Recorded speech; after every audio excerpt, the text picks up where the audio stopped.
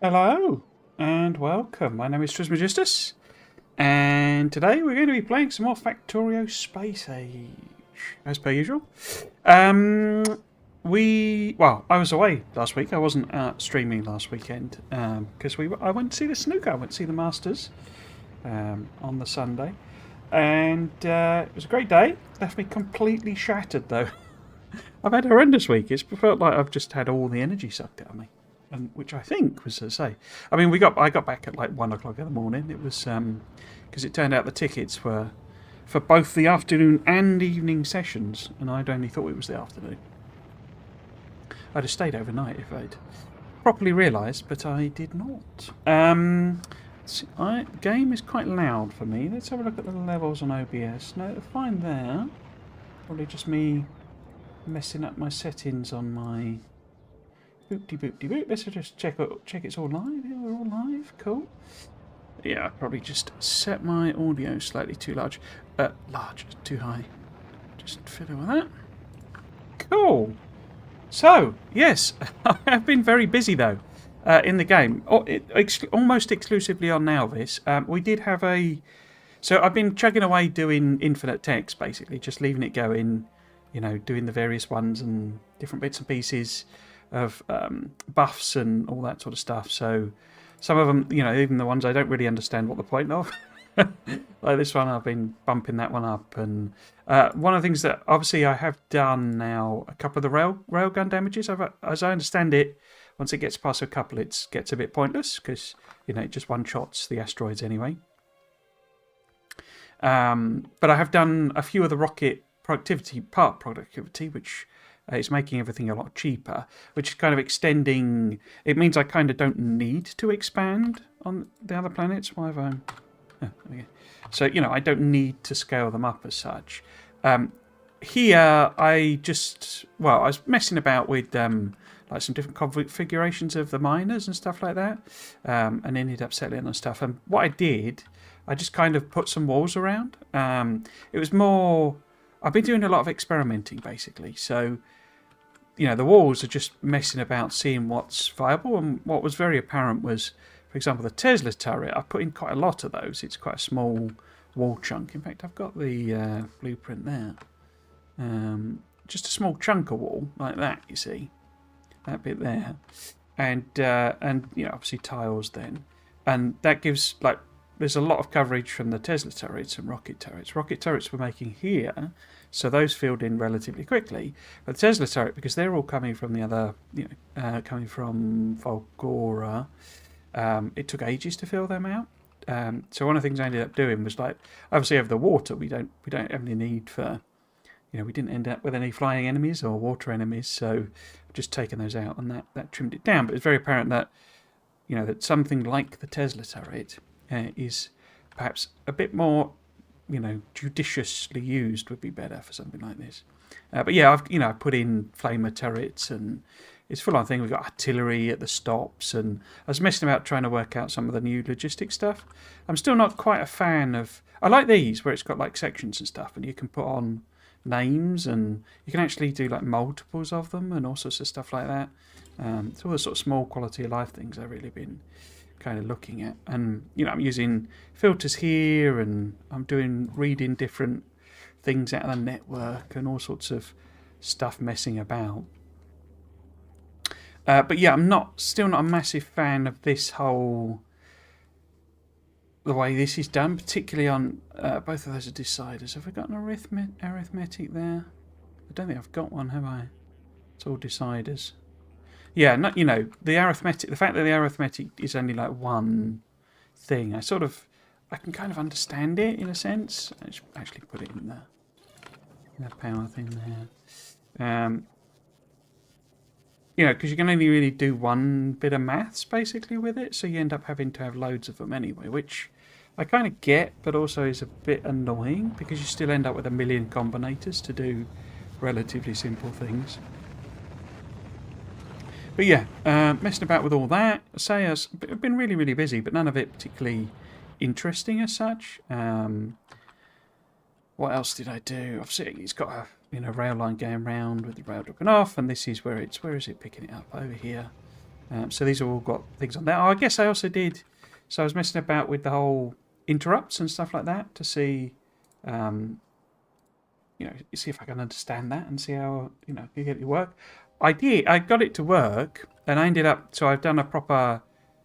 I initially called it. Well, I called this a depot and had a different thing going on and what have you. But I ended up with all the trains basically at the stations, and what was happening, and I don't know if it's just how I'd set it, is when they were doing their check to see whether they would go, the trains would like turn on basically, so all the lights were flickering on and off. It was like, and so it's like this has now got 120-second wait condition, so that it doesn't sit there with its lights flickering on and off. Because I was finding that really, really annoying, to be honest with you. And it's probably just how I've set it up, but. Because obviously the wait condition was just literally, can I go? And it was just doing it over and over and over again. The check, which I can't imagine was great for performance, but that's not really an issue. But yeah, and then trying to set up with elevated rails, the curves on elevated rails, and the restrictions with the things are quite interesting. I was finding this all the way through. To be honest, don't know what they're there for. Nothing, I guess. I don't know why that's. We'll probably need another one in now, actually, then, so that they can reach, won't we, then? Just put a temporary one there. That was obviously... Oh, no, that was an old patch, which is gone, basically. So, I don't know if I can get rid of... I quite like this being able to remove landfill as well. That's quite cool. So, yeah, it's all been bits and pieces like that. I cut this off in the end. I was trying to do some quality gambling, see how I might do that.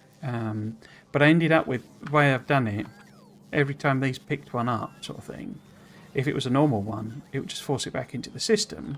And so I've ended up with like 100 and something thousand iron plates there you go. So 452,000 iron plates in logistics chests. So that's probably not a good idea. I think I'd already done these, but I hadn't shown you because I've done this here. This is just a small. Smelting thing with foundries, just messing about, trying to work out how that might work on an Alvis build. It gives out, so it's doing stacked ones, as you can see, and it basically gives, I think it's a blue belt, is it? No, it's turbo. Well, it's turbo, but it doesn't actually produce turbo. It's more express level when it's all stacked, but it's not pulling out enough resource to, they're all basically sat idle. And that's exactly the same design that I've done up here as well. This is just iron. And then there's a tweaked one for steel somewhere as well. This is the steel one, here we go. So it's just ever so slightly longer because it needs multiple of these basically to fulfill this, and the numbers work out differently. As you can see, I've been trying to use different quality modules and all sorts. So it's all about experimentation. I haven't taken this up. This is still here, as is the red one. They need to go because I have replaced them with a EMP based one, and these are bonkers. I mean, some of these builds are just madness because it's like there's so much productivity out of them that you don't need very many wires, and you can put quality modules in or quality prod modules and stuff like that. And so you couldn't sustain something like this in the regular game or the old version because you just wouldn't be able to put enough on a belt, to send the wires down, basically. And as you can see, it's pumping out stacked belts. I think, again, it's turbo, but it's not. It's like a red belt's worth. I've just used turbo. Turbo belt? Where is the green circuit one? The green circuit one is, like, dominated by the... Where is the green circuit one? Did I do a green circuit one? I'm sure I did. Oh, there we go. It's dominated by the trains with my stacking, how I've done the stacking thing, are like way, way, way, way bigger than the actual build, and this is pumping out turbo belts. In fact, I think it's 2 turbo belts of stuff, and it just can't, size-wise, it's just, that is basically as big as one of those, and so I need 3 of them to feed it with inputs, and then it fills up that one, obviously. But you see, there's not really a demand. There's no, so it's all a bit sort of static and idle. But yeah, so messing about with all that stuff. I'd quite like to do a plastic one, seeing with the biochambers, and see if I can get them to work. I said we had a bit of a collapse on Gleba because basically I wasn't doing any researches that needed agri-science for absolutely ages. Literally, I was just chugging through loads and loads of non-agri-science researches, and it did this thing, and it has done it a couple of times before, where basically it runs out of eggs, and that then causes the whole system to just stop. And so it's quite useful to have the dead, big stompers, those corpse things, because then I can just harvest them and kickstart it again. But yeah, so it didn't really. It's not. I say it doesn't work if there's not the demand. Something else I tried to do. So it has been 2 weeks, and I've been basically just playing this. Has tried to build another like high speed. So it's quite thin because drag, whatever there's drag in the system, I don't know, but is like your biggest slowdown thing. This doesn't work. Basically, it can do a trip. In fact, it can do a few trips. Not so much to Fogor and Gleba because they don't have solar, so it kind of goes very low power, and that then causes this to slow down, and then it doesn't feed it. But one is also not enough. I am doing more, or I was doing more. Maybe I've done enough now, but I was doing extra ones of these to try and boost it up even further. But I think 2 is probably more ideal. So yeah, lots of messing about, and I say I duplicated it up. It didn't even work. So it worked for ages on the Demolisher.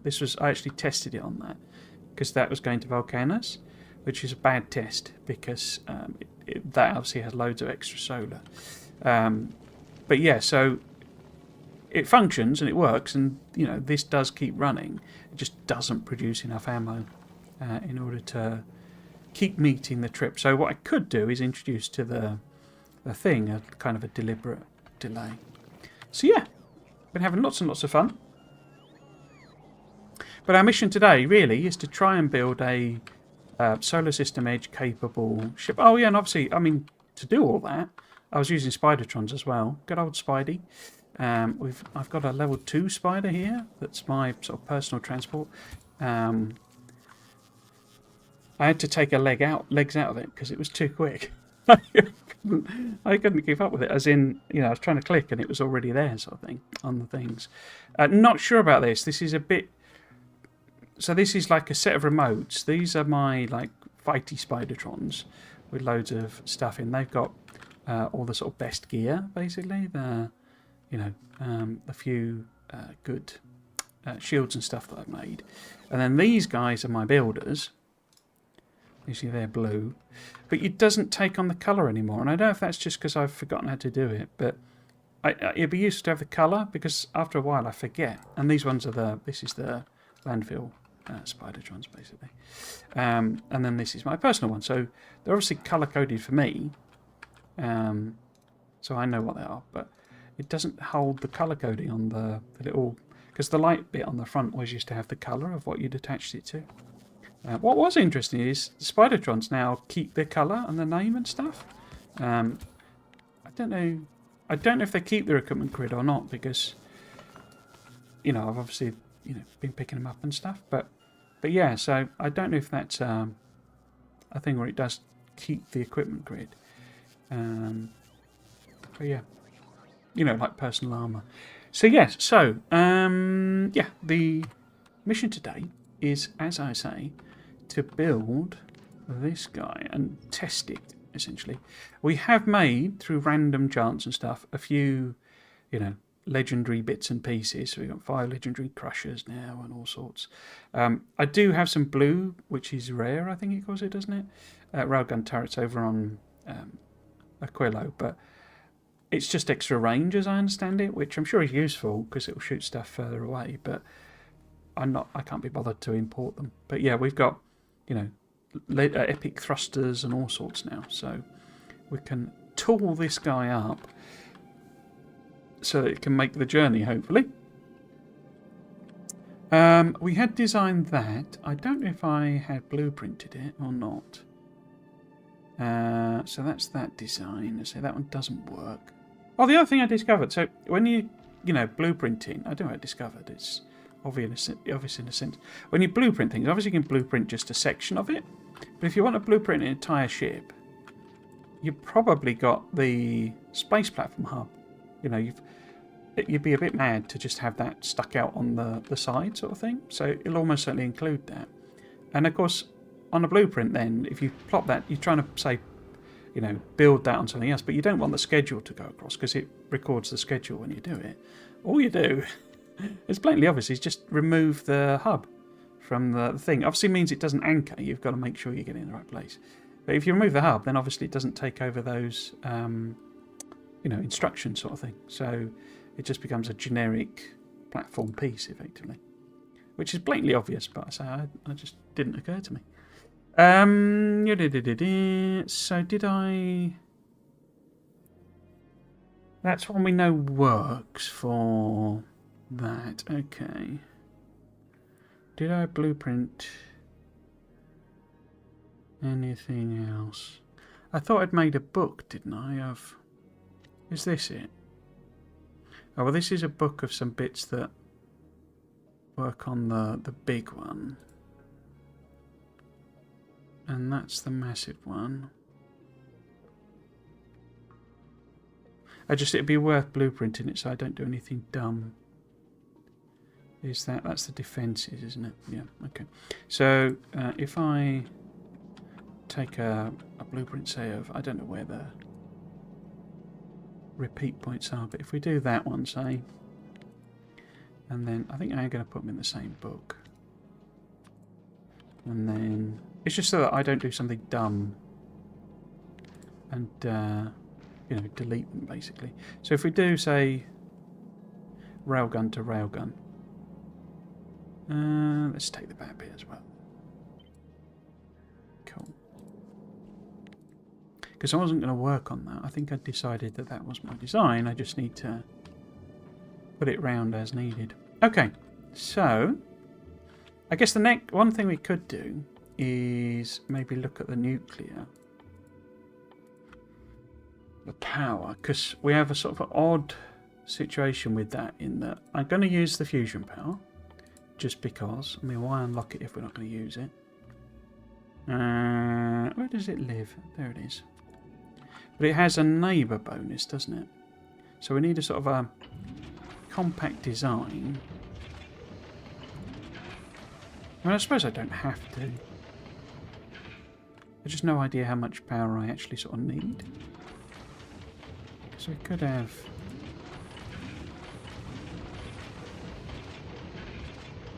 Because it passes through there, doesn't it?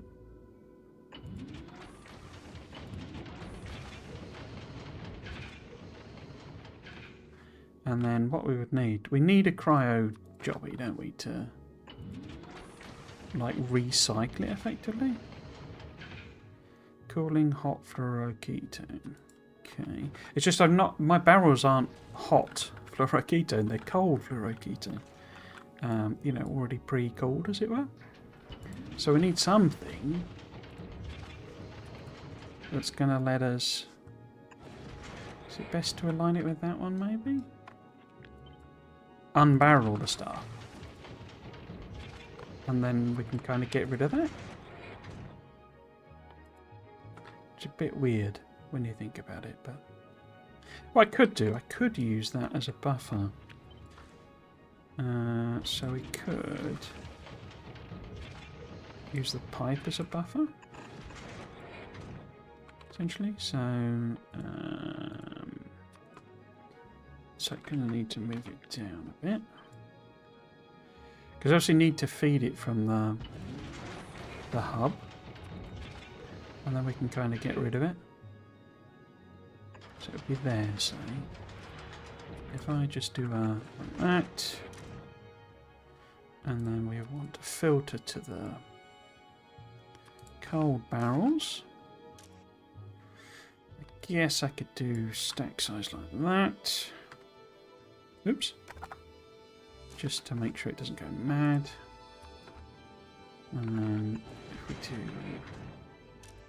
We'd need to send it back, you see. I'm just going to filter it just because. You see, it's there in the closed loop. So once you've you've sort of topped it up, you've you're ready to go. It's an interesting idea. So this would be the unbarreling. Empty it. Yeah. So then I need to put some logic on it, I think. I could. I guess I could just have a tank as well. Because then I can hook up. Don't think I can hook. No, you can't hook up to pipes, you see. So we could have, or would it be better to put it on the inserters? I think it would, wouldn't it? And then this says, if the amount of juice is less than, we don't really need a lot, but I can't remember how much each one holds. How much is a barrel? Is it 100? 50. So each barrel is 50. So I've got like 100 barrels, I think. So 50, 10 would be 500. Because that's a stack. So we wanted 5,000, that's what we've got, basically. So if we call it, say, 1,000.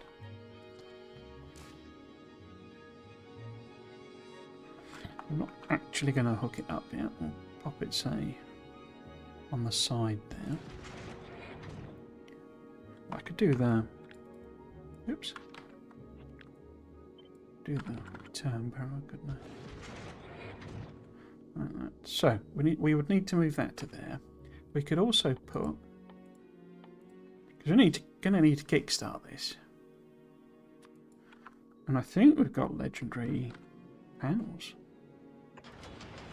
Yeah, I don't know how many. What about legendary accumulators? The legends told about these accumulators. Yeah, got a few of them.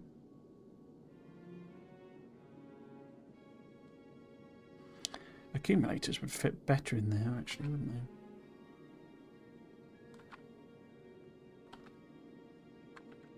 I think I've actually got legendary. Slowly getting a trickle of legendary stuff. Yeah, I've got legendary things. I'm probably not, even though I've been doing a lot of belt weaving, I'm probably not going to be bother with, oops, missed. You know, doing it for the sort of platform main part.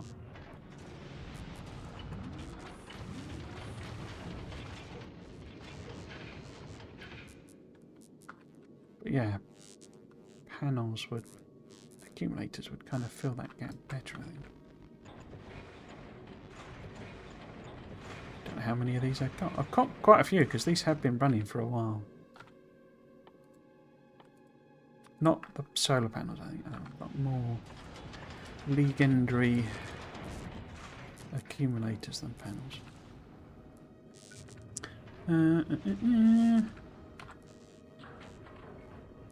Yes, and then basically just a good old-fashioned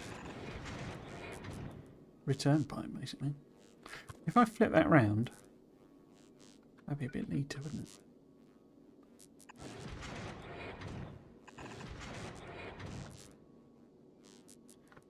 So 1, 2, 3, 4, 5, 6. Go. There we go. That'll do. Diddly-diddly-ding. I need to put fuel in, don't I? That was dumb. The fuel is actually more important. So we get rid of that. It wasn't dumb, but you get what I mean. I completely forgot about it. So if I move it 2 over, so it's like that. And then we could just do... I could just do a regular belt, actually. That... Is that then going into there? So that would be the feedback of empty jobbies. Whatever the heck. Oh no, it doesn't have empties things, does it, in this? They literally just disappear. Hello, Rocket Man Chronicles. Good day to you as well. Hope you're doing well. You having a good... I was going to say Sunday then. A good Saturday. It doesn't, does it? This doesn't return... No, it just takes in the fuel. You don't have to worry about the old stuff. It's weird that this is less complicated, I gotta say. I kind of get why they've done it. To, you know, so you sort of have less of a headache in a sense. But I don't know, it's a bit sort of like, well...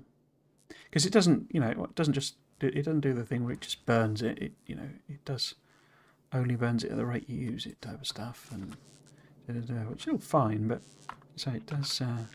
It is strange to. I think actually I'm going to put them to there.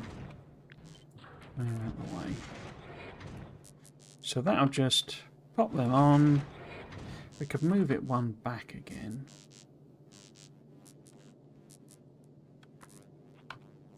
I don't know why I'm bothering. I guess nice to at least have the thing not poking out. So yeah, so when we want to fire it up, put that on there, and kind of off we go. If I move them... No.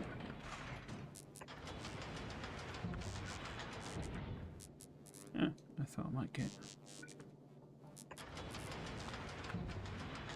Yeah, that'll do. That'll do.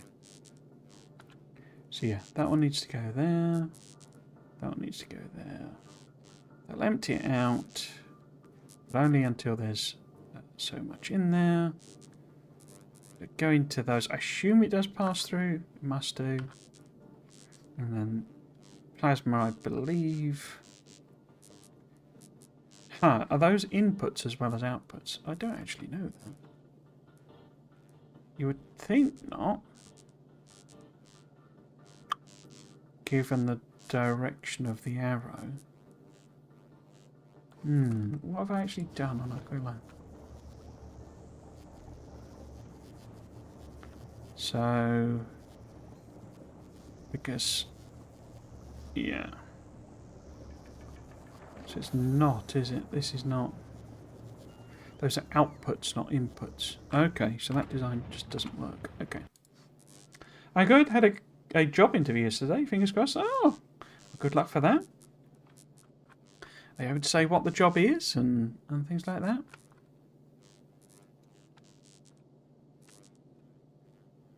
Bit of a weird situation with my job, because...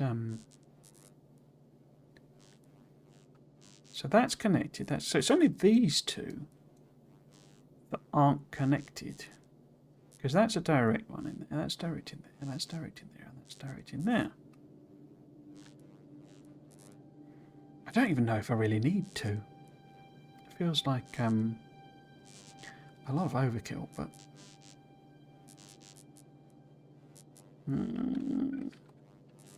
if that was saying that, or if I put both of them on there, I can. Okay. Maybe we shift the whole thing over. So that's like that.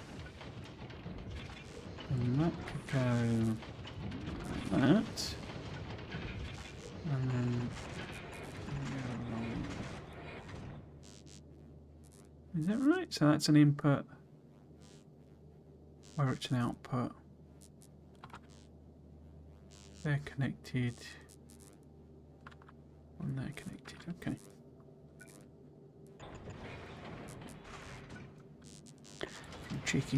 Cheeky panels. There are lots of cheeky panel. I wonder how much they're actually producing. That'd be interesting. 1.4 megawatts maximum production with only 3 panels. Wow. Hello, Santa. How you doing? Welcome, welcome. Hope you're having a good day and a good weekend. Lead quality engineer at an aerospace company. Ooh, interesting. They make turbine engines for private and corporate jets. Oh, crikey. Interesting. As quality assurance or...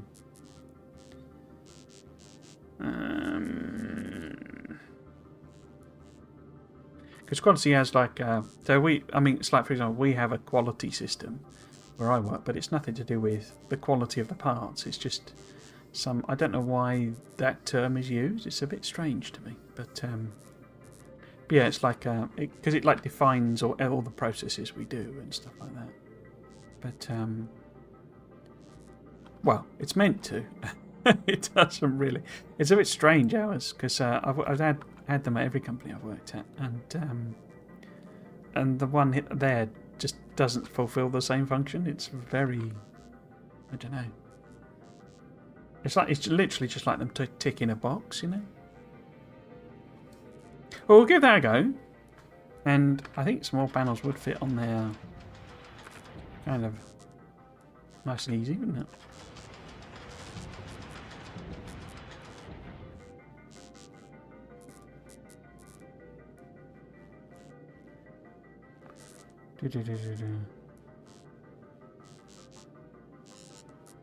Cool. So it doesn't need any water. It doesn't need any extra anythings, I think. It's all very compact and simple.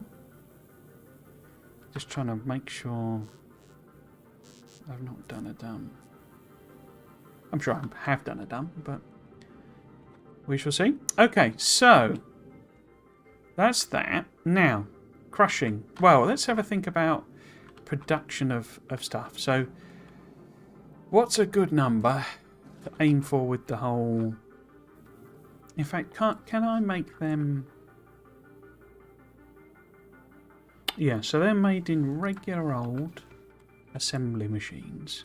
That's one thing. I probably haven't got any quality ones of them, actually. I assume they're just quicker. They don't give you prod bonuses or anything. I wonder if I have. Where would they be? I bet they're down here, are they? There we go. Oh, I have. Okay. So what does that do? Crafting speed 2. Okay. That might be useful, but we've got literally 3 of them.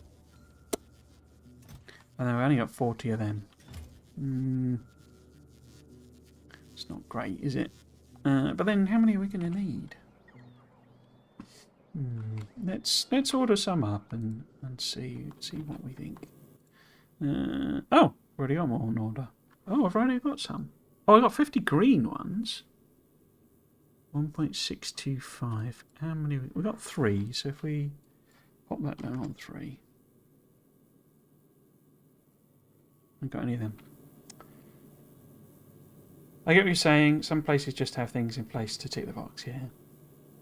Great, thanks. Good.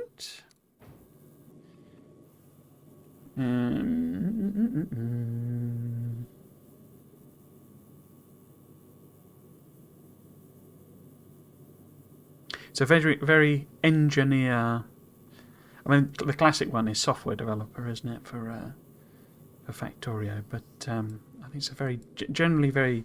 I mean, it's that software engineering in a sense. They call it that now, don't they? But very sort of engineering and manufacturing, crafting, friendly game. I think. Why did I do that? That was dumb. So what I'm trying to do is build them, right? And then if we do, for some reason, and I don't know if it's just me, but when you do like selection here, it's like up takes you up the list. So because you use the scroll wheel, hold on, use the scroll wheel, and when it's like that, and you've not got one, you're in a assembly machine, then up takes you up, and down takes you down. But then it's the other way round. If you've got it selected already, is that right? Probably won't do it now. No, that is up and down. There's another one that maybe it's in these ones when you're doing this. So if you've done that, no, that is up and down. There's one that's like the other way around, and it keeps tripping me up basically. Yeah, no, that's going up the list. I wonder which one it is that. It's the opposite way around. Okay. Oh, we've lost the. There we go. So, what we're saying is if we're making them, and then then with a... So we would get 0.05, 0.06 or 0.08.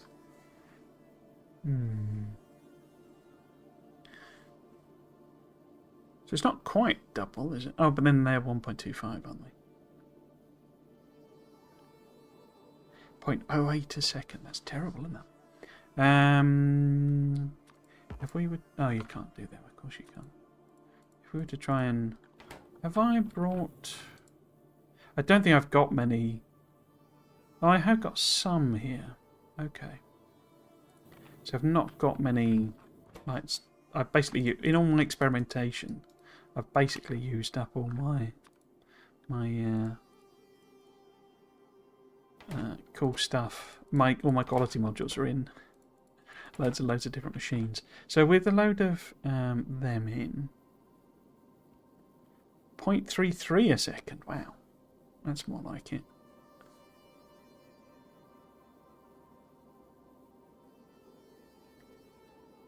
I've no idea. I don't know whether 1 a second doesn't seem like enough from when I've seen videos, but then videos I've seen are people, way out past the end of a, heading towards the shattered planet rather than just trying to get to the edge.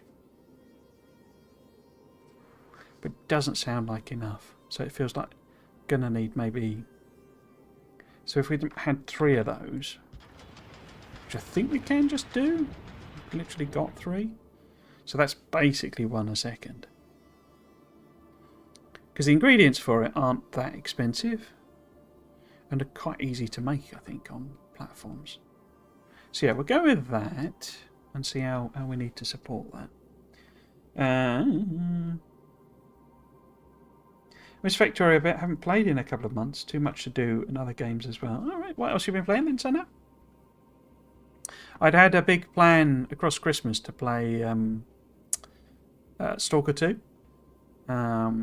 But, well, the number of patches and the size of the patches kind of took some of the, I don't know, shine off of it. But it felt a bit like, well, maybe I'll come back to this, type of thing. Because, I mean, they haven't done a big one for a while now. But it was just day after day, there was like, 12.8 gigabyte patch and 7.4 gigabyte patch. And it just felt like perhaps it had, it's been in development for ages, and obviously the developers, went through a war zone and all that sort of stuff. So I don't know, in a way, I'm not bemoaning it as such, but it was a bit sort of like, well, maybe I'll just leave it. And also at the same time, I started playing Indiana Jones and the Great Circle, which was enormous fun. I was not expecting... It really kind of gets the films, if you see what I mean. It's sort of like... yeah, it's not perfect. There's a lot that's wrong with it. It's also quite derivative of the... Well, I won't say that in case you want to play it, sort of thing. But it's sort of... yeah, I mean, it has some issues, basically. Because that's 2.62. What would these actually need? These would need 3... 1.67 would be 3, 4, close to 5. But yeah, I mean, it's really good. So I would highly recommend it if you like that sort of thing. 3.45. So if we swap one of them in, we get 5, which is what we want, isn't it? 6, 7. And if you know, I mean, you can actually use... I don't know if there is a way of doing this, because in Satisfactory you can basically use... Just type into the thing, you can type maths in. You can kind of do the same with arithmetic combinators. You have to pick random symbols. So for example here, obviously it doesn't really do decimals. But if we put it in as 167... and multiply it by 3, then remembering that we need to, move the decimal, that's telling me I need 5, basically. So, That will cover it. It doesn't cover. We're bound to need more. We're going to do red ammo as well, but that would cover us for that. We would then need 3.35, so effectively 3, 6, 9, 10 copper cables. Now what does that give us default? That gives us 12 copper cables. So one of them is more than enough. We could whack in some prod and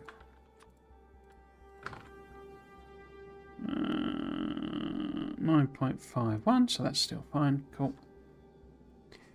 Lots of different ones, but mostly Farming Simulator 25 and Marvel Rivals. Oh, how are you finding Marvel Rivals? I heard, it's quite popular, quite good. I'm not really a multiplayer, particularly shooters. My particularly when because I have the hand issue of carpal tunnel, so it makes like twitchy and fast reacting things a little difficult sometimes. But I was never really a big multiplayer player. I saw some streams of the Indiana Jones game. And it looks almost too good. Yeah, it is. I mean, it's really. I say it really nails it, sort of thing. It really gets it right.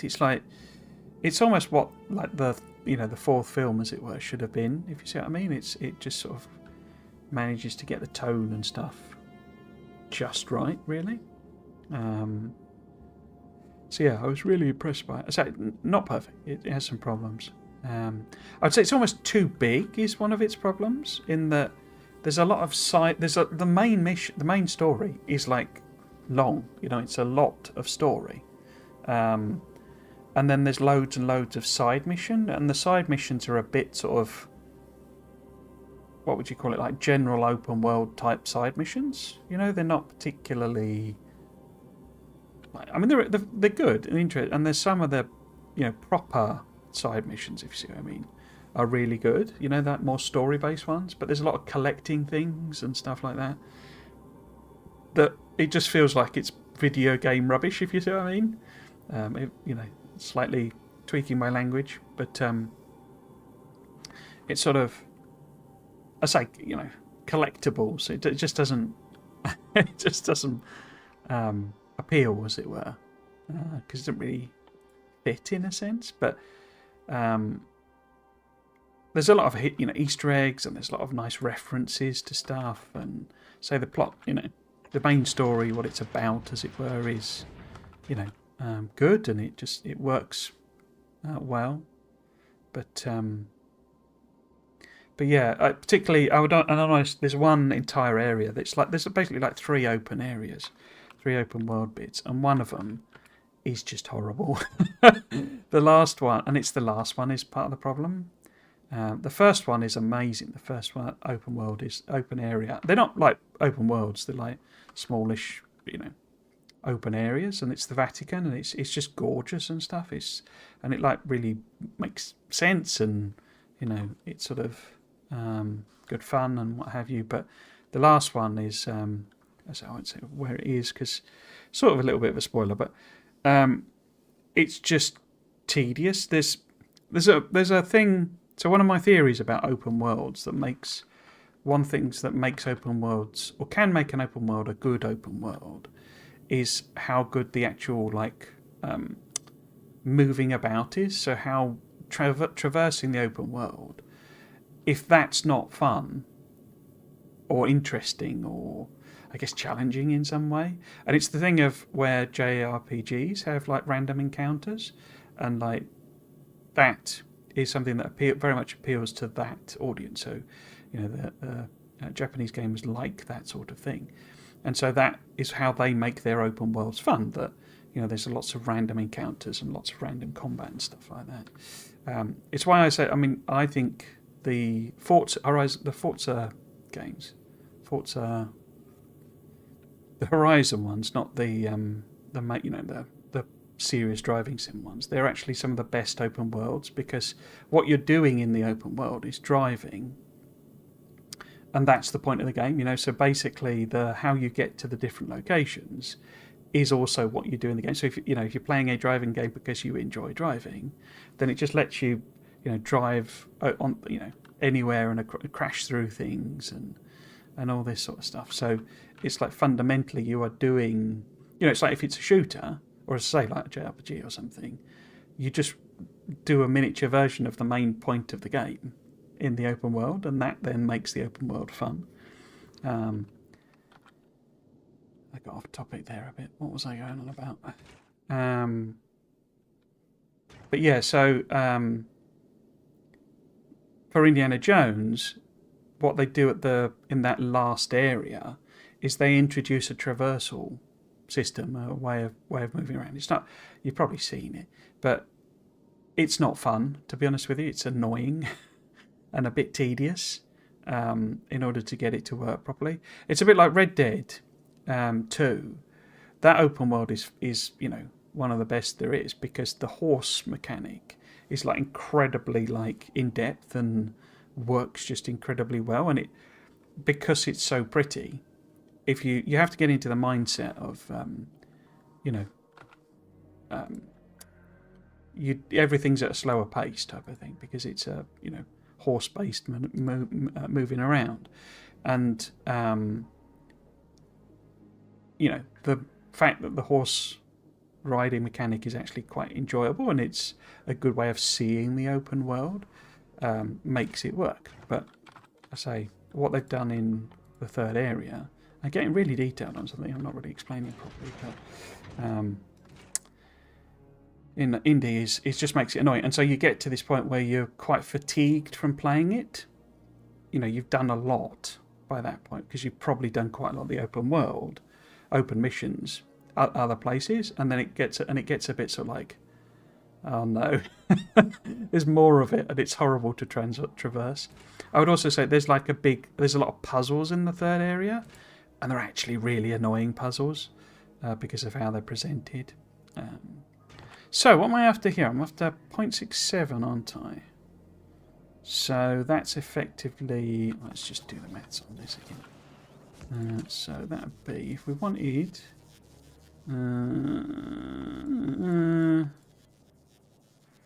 where's explosive? There we go. You don't need to use that symbol. It just helps remember what it was doing. So it would be 3 of that, and then what have you done there?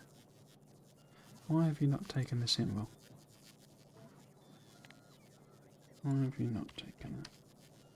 Oh, can I not give it the number then?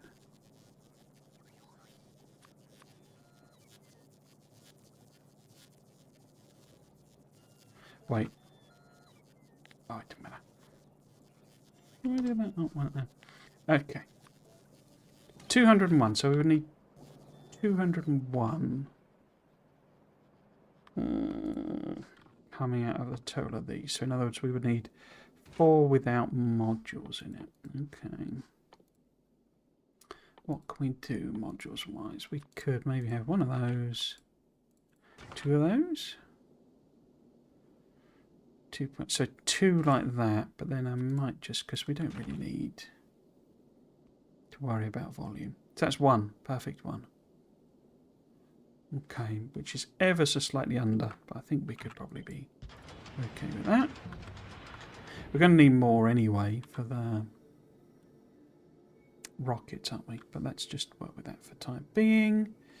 So that gets that. Explosives, steel, and copper cable. Okay. If we then want it, so what have I done on? Oh, we ran out of them, haven't we? Let's just use regular ones. So on this guy, which is it? This one. I've got 4 making rockets.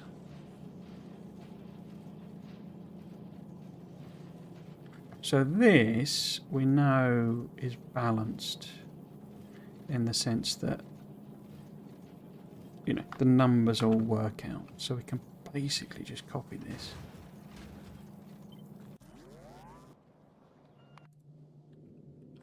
So that we know works. I think. Keep doing that.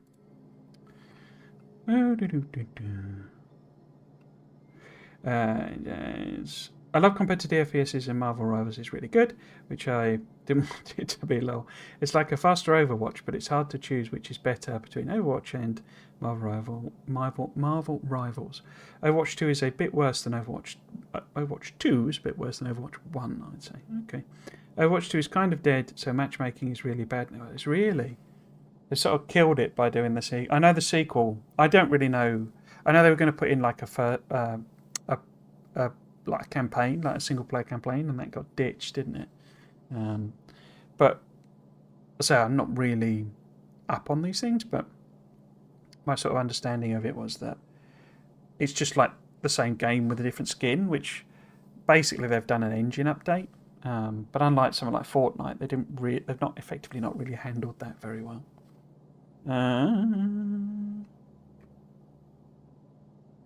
Other games, PoE 2, Stellaris, Civ 6, Civ 7, and a few others. Oh, right, okay. So you're a Path of Exile 2 person, are you? I was saying before, I never really got into the whole action RPG, third-person Diablo style thing, but I always knew Path of Exile as the one with the completely like brain-melting, upgrade tree, where it's all, because it's gear-based, isn't it? I think where you get the bits of gear, but it's just like you open the sort of skill tree, as it were, and it's just this enormous, never-ending set of upgrades and stuff. Stellaris. I've never given Stellaris a go. I've got it. I just never actually got time to sit down and do it.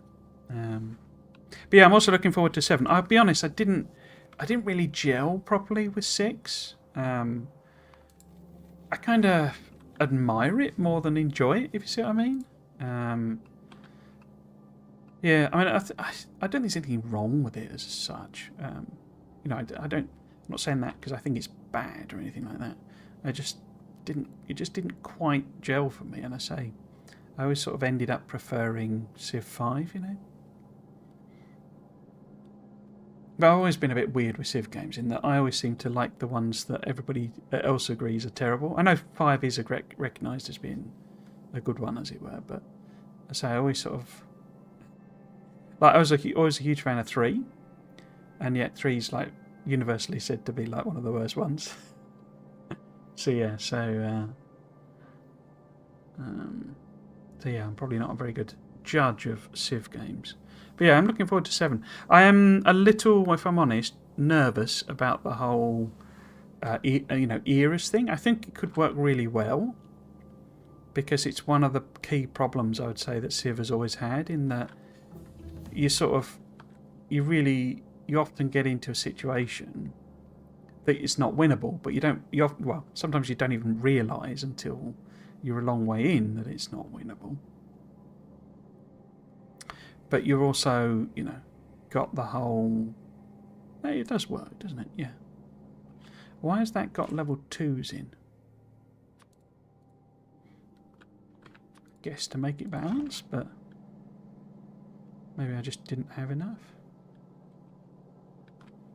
I'm wondering, can I just sort of extend this, basically? Just add a little bit extra on. Because what was that? That is producing the coal. So it'd have to be on the other side, because we need to supply these two as well. What are these producing? That's only 0.46, you see. So that's more focused on... And how much is it eating? Because there it's eating 0.5 that.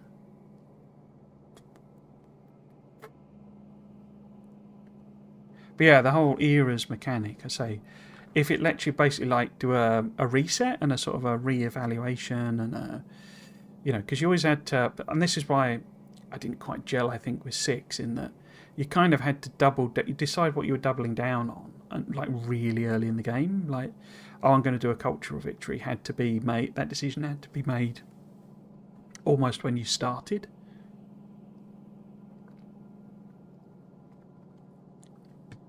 And I'm just not that good a player to do that, basically. Oh, crikey.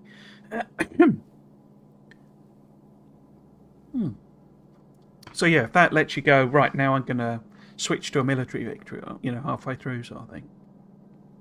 Or I guess a third of the way through, because it's 3 eras, isn't it? But yeah, we'll have to see.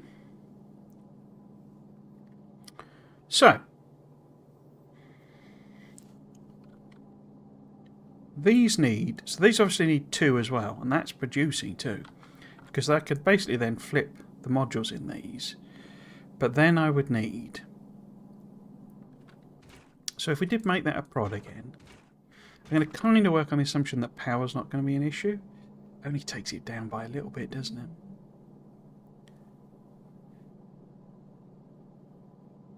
Just not really, you know, reducing, as it were. So if that was then... So we'd only need...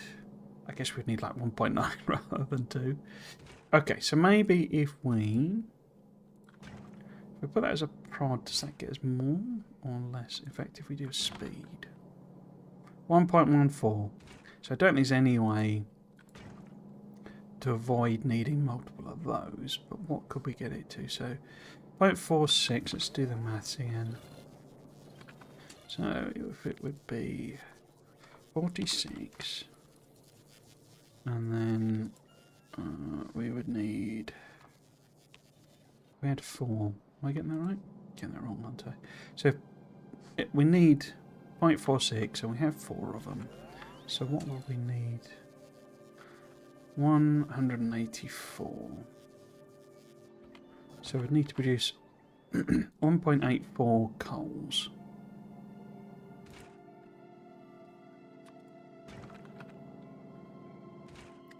Mm-hmm. 0.9 would not get us there because that would only be 1.8. Okay. Did that though. So that would get us there. If we had 2 of them, sorry. So if we had 2 of them. Is that in it? Can we get enough water out of just 1? We would need, because we need water for these as well, don't we? 4.62 and 899. 4.62. So if we make that 462. I didn't change that. Oh, I did change it before. 4 of them. Then we would need 1.8. So we need like 18 waters for them. And then, so that would cover, so 18 waters coming out, which should be fine. But then we need, well, I'll call it 10 each more, 20. So we'd need 20, 38. So we'd need like 40-ish.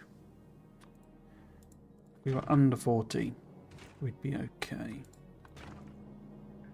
Okay, that'll work. So that one, if we can give it enough ice, will supply both of those. So we can swap that. Use the same infrastructure basically. And then that would cover those 2.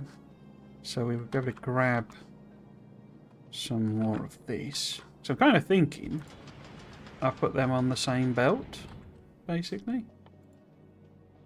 Let's just pop in there. Because they're right next to each other, aren't they? Or am I think that's what I did. Oh no, I put the gun ammo on there. Huh, okay. Did I? Yeah. So the rockets are on a separate thing for some reason.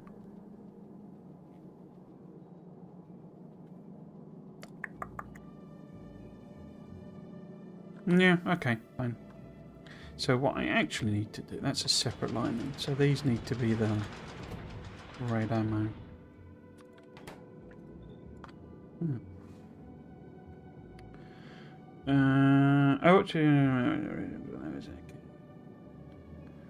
I'm hesitant on the Euros 2. 3 feels so few as it is now. Yes, I agree. Civ 6 was made so that your victory had to be determined right from the start. And if you deviated, you were punished for it. Yeah. I say, I kind of ended up, most of the games I played, I like bumped the difficulty down, which I say is more a reflection of the fact that, you know, I absolutely adore Civ. I've never been a good Civ player. I used to say, because there's that thing. It's like always been a strategy, for like almost all of them. Of like, you either go, what is it, wide and shallow, or tall and small, something like that. I can't. There's a proper phrase for that, but basically, you either have a few cities, and this was why I didn't really like 4, because it absolutely forced you to go with a handful of cities that were enormous. You know, they were mega, you know, level 30 cities with all this sort of stuff. And then, you know, the other strategy, which is say 4, kind of almost basically prevented you from doing it. I mean, you could do it, but say I was never good enough to play like that. But basically, you could then, your other way of doing it would be that it was lots and lots of cities, but none of them were very big. So, you know, I say there's a proper, what is it, wide and shallow. I say small and tall, something like that. And basically, 5 had more of that in it, basically. And that's why I love 3, because I just used to try and do both. So I'd have just an enormous number of cities, but try and make all of them like huge as well, which is just to say like the worst strategy you could combination you could possibly do. And it's why I quite like 5, because you can never really, you just ended up with like lots of medium-sized civilizations, if you see what I mean. So it was me, and I would try and make them, you know, bigger as it were. But 3, the mechanic to try and stop you was like pollution, and like pollution would just explode if you had too many cities, and there was always unrest and all that sort of stuff. But that was actually really easy to control, because you just made 1 million workers, and then you doom stacked workers basically onto the pollution. Yeah. Okay, so that will get us enough ammo. We would need to rearrange all of this so that it kind of worked, but that's not going to be too difficult, I don't think.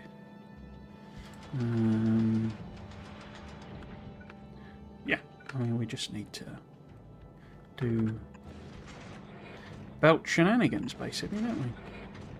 As per usual. Because they take sulfur as well, so we're going to have to provide it with quite a lot of sulfur. That's one thing. Because that uses sulfur as well. Cool. And then, so we need to get the water. So I think that all kind of, sort of, ish works. We could put something like that. Something like that. And then, good. There we have that there. And so we know we need water in there. Can I just put in another tank rather than mess about with? Not really. I could maybe move that down there. Because pipe is kind of like a buffer in this. In fact, maybe I should get rid of that tank altogether.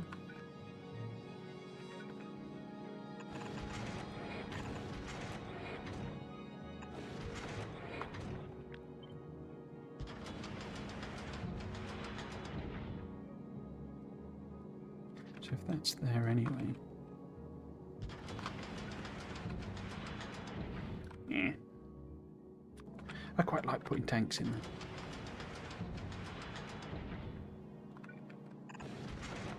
I'm doing the fiddling about thing, without actually having really built stuff. Okay, so that we know will supply these with explosives, and these with explosives. We know that covers the cables, so they're going to have to go in somewhere, and we know they're going to need copper as well.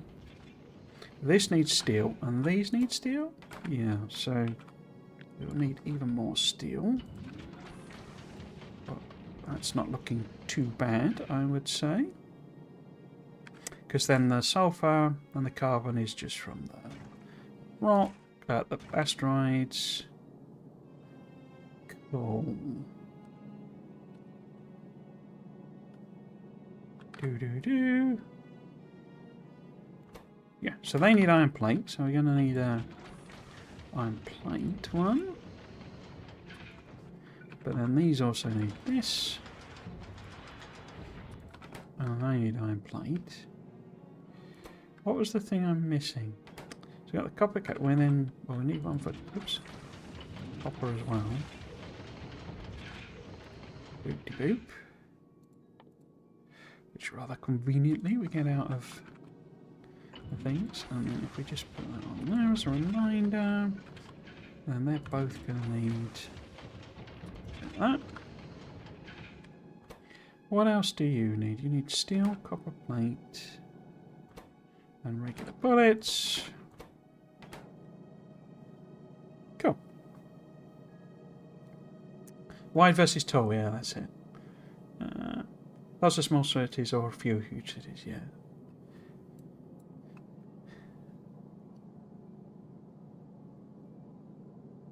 Cool, okay. So, how much? We need... Well, how many of them am I going to put on? Because these guys...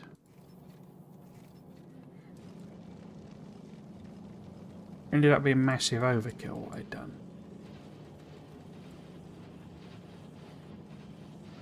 You know, that one's not even running. But then where is it at the moment? It's at Nalvis, so, you know. But what have I put there? I put 0.95. Because these were based on the maths of, like, how many things. And then I ended up doing more researches, so it sort of negated it in a sense. But we could also do the higher level machines. So effectively I'm making close to 4. I have no idea what numbers need to be, which is why we need to experiment. But if we used higher level machines instead... I don't have any of those, but I've got loads of them. And then... So that's 0.54. Obviously we can't do... We can take it over 1, and then we can maybe... a little sopped efficiency.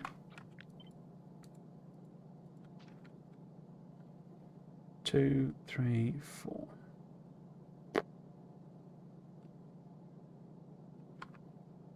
For a second. Is that going to be enough? Put 1.35.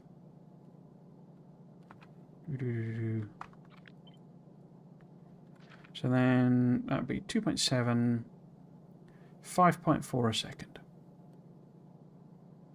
Could maybe, if we drop 2 of them down,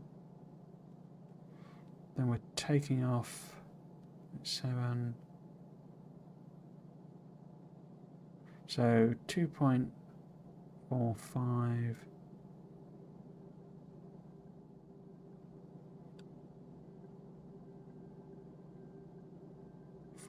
No, I think I prefer to keep them all the same. But that then means, what do we need? We need extra 1.3. We know that was basically a perfect match-ish. So if that's making up, but 2.7, so we need 5.4. So it's not far off. If we were to tweak, what would we tweak? We would probably swap something like that. 6.46, that seems a bit overkill. 4.88, a bit underkill. So, if we were to do that, yeah. Obviously it just reduces resources, doesn't it? But yeah, so if we go with that, we know that should give us enough steel for both of them. What else do you need? Copper as well. But what about you? You only need 13.9. Oh, that's liquid copper, of course. It's not actually... You don't make it from plate, do you? You make it straight out of liquid copper. So, 3.75 just on its own. And we need... 6.7, call it 7, 14, 28. So, if we do that, is it 28?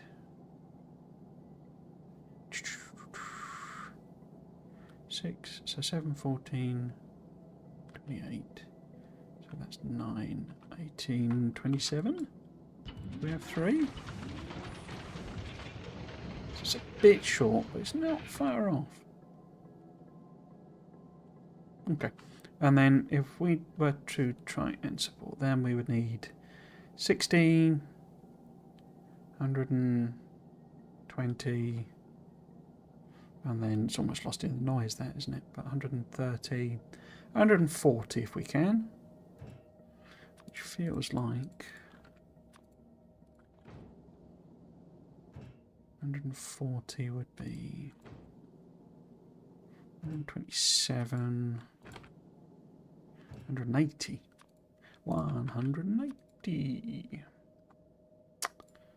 Don't think we're going to get there with them, are we? 140 now. We would need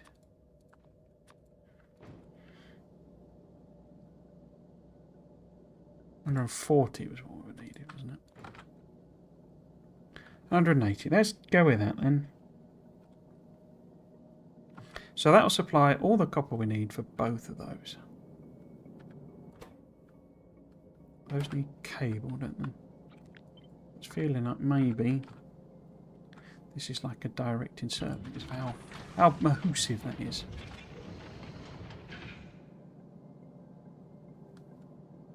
Cool. And then, oh, I copied and pasted rather than thingy. So that gets us the copper plate for them. Okay. They also, we did the steel, didn't we? Yeah, we did the steel.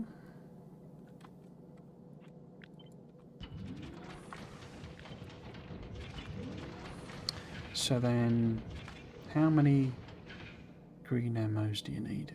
1.35. If we make that level 2 machine, what happens? 1.62.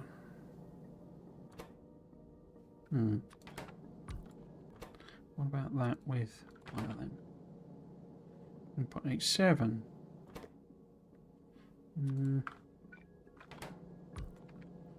Can we do a 2 to 1?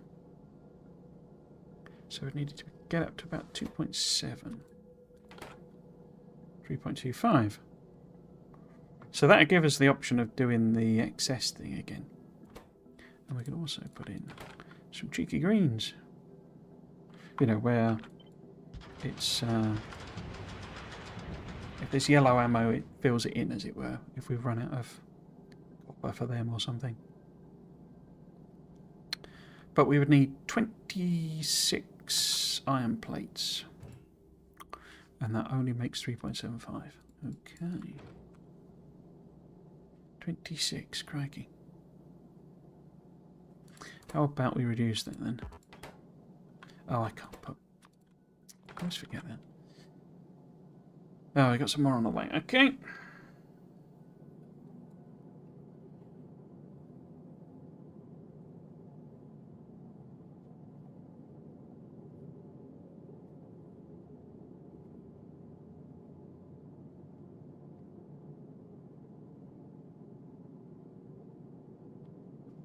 Let's take a look at the old Steam... not Steam Deck. Switch 2 an announcement. It looks, and what I was going to say is, it looks a heck of a lot more like a Steam Deck than the Switch. It seems to be very similar sort of size. I have a Steam Deck, got one, you know, when they first came out, and if I'm totally honest, I barely use it. And the reason I barely use it, of course we've got higher level things, haven't we? So maybe I should do that. A big part of the reason I don't really use it is, or maybe level 3 ones, is the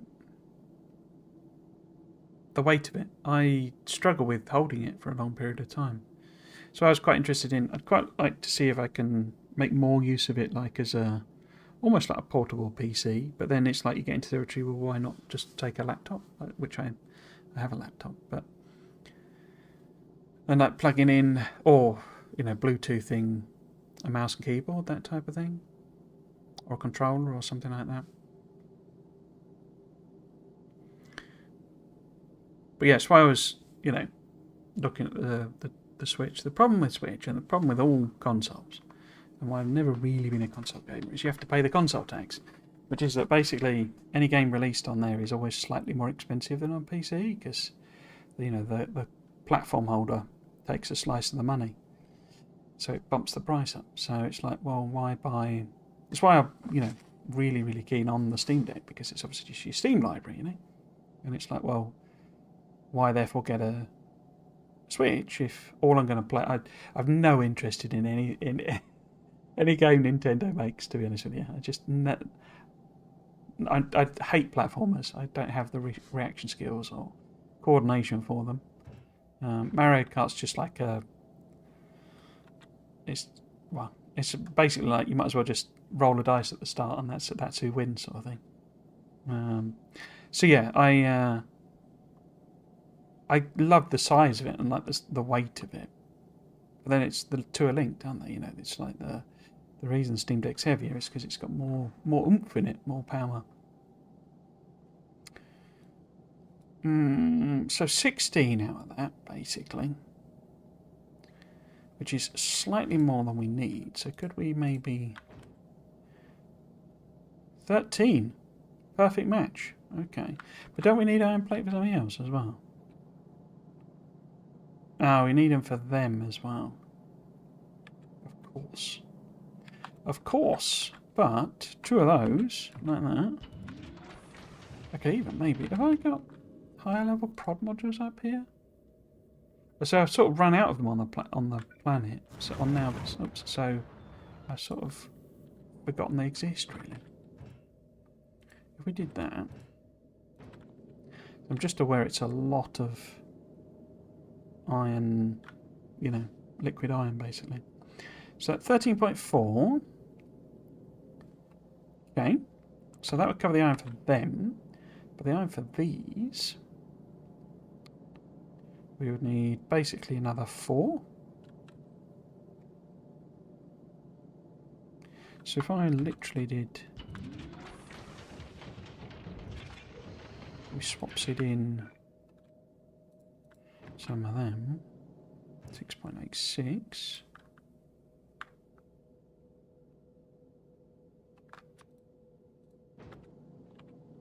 $2.13, no. Okay. Maybe I should swap in.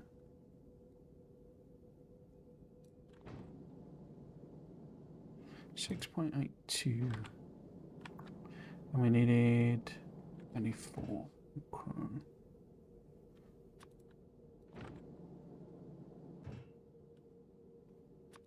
Because I think those use more power.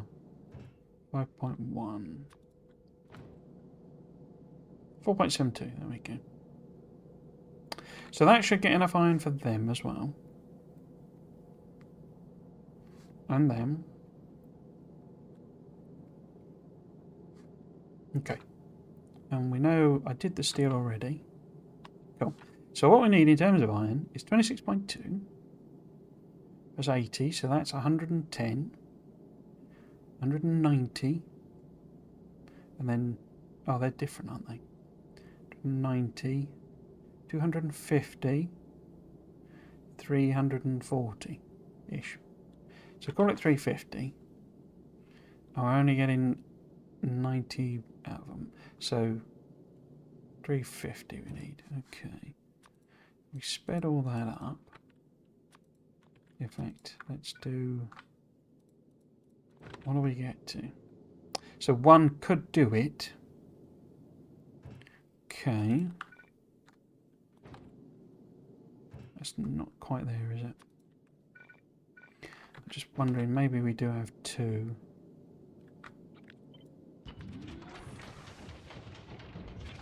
Yeah, why bother? If it'll do it, I'll do it. It's quite a lot of ore to put in a single machine is the thing. 8, 16. Yeah. Yeah, I don't think we could quite... the advantage of the fluid ones is, the fluid pumps at basically infinite rate.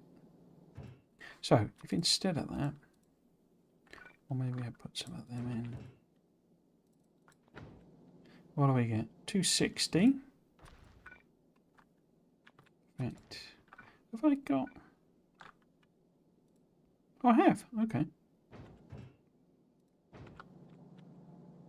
Wonder if we could therefore get the power consumption of these guys.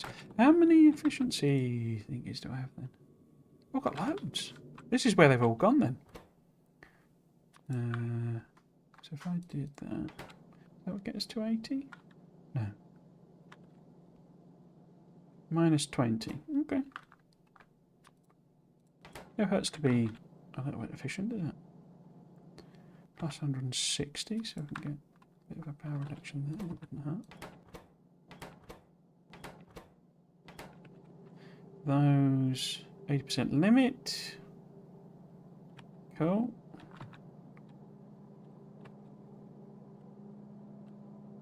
Plus 80%. Okay.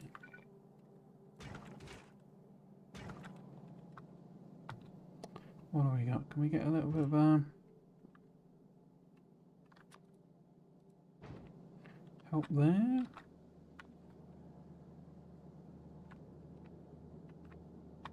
Cool. Okay.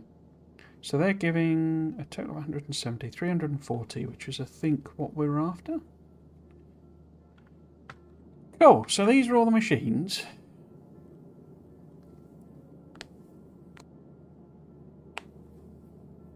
These are all the machines.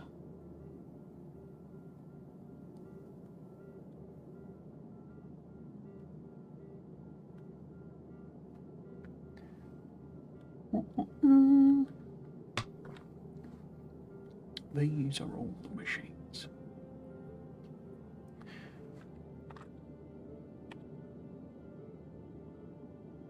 So, I'm going to take a blueprint of that, because there's a lot of complicated maths and numbers and modules and stuff. Cool.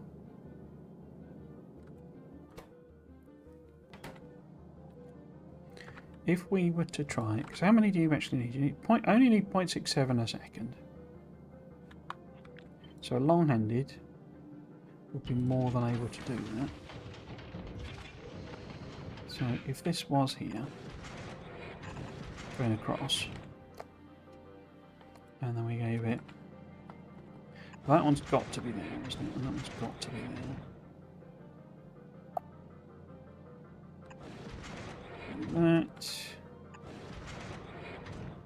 Don't have a lot of options with. Oops. Weaving them round, I guess.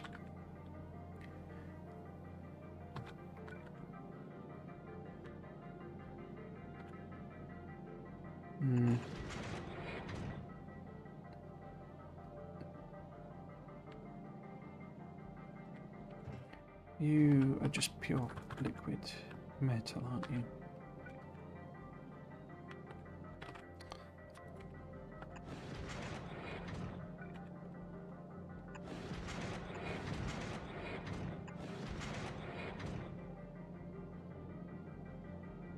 I could use that as maybe the water buffer in there, water in the ice cube buffer. Do something mad like that.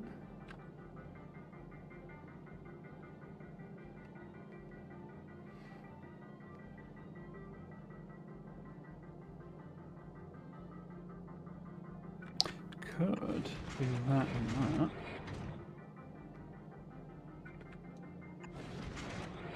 That didn't really make a difference, that one, does it?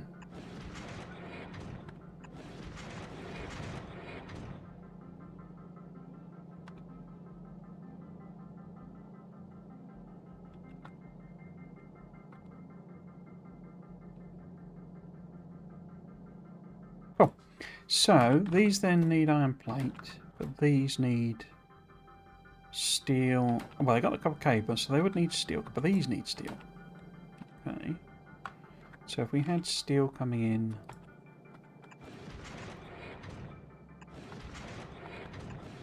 say on that line, And they've got everything else. But they would need...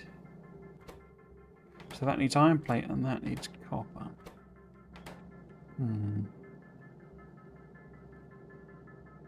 Could move them up, couldn't I? Have to be such. So if there is steel on that belt... but then I was going to alternate them, wasn't I? Do a direct insertion. I don't have to do it there, do I? Could do...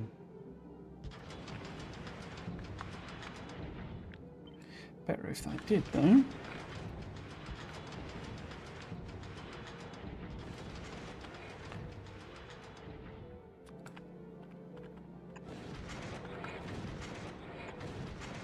So they're directing something like that. That needs iron plate, and they need iron plate as well. Iron plate, iron plate. So we need copper for them at some point. Could I do some cast belt weaving? Quite probably. What do you need more of? You need more copper, though. Quite a lot more copper. So if we were double-siding a copper belt. But then, could I direct insert it? Got quite a few of them. Not with them like that.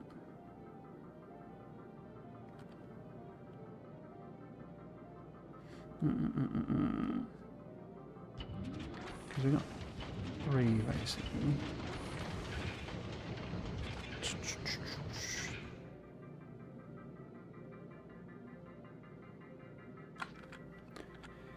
Could maybe tweak the modules so it better matches. So as if they were...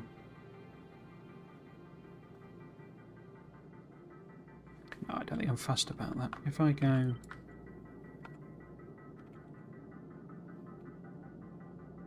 Because this is the copper here.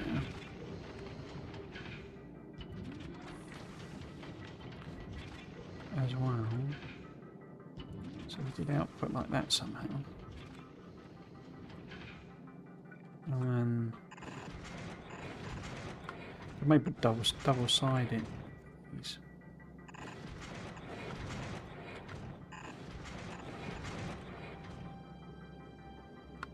Because we're producing quite a bit. In fact, 10. That's not high enough. 10, 20. Oh, just about. It would have to be double-sided in order to fit all on. Okay. So as if the iron plate is on this belt, they can access it as well. Don't have anywhere to put things out. Now what was I going to do? I was going to do those two together.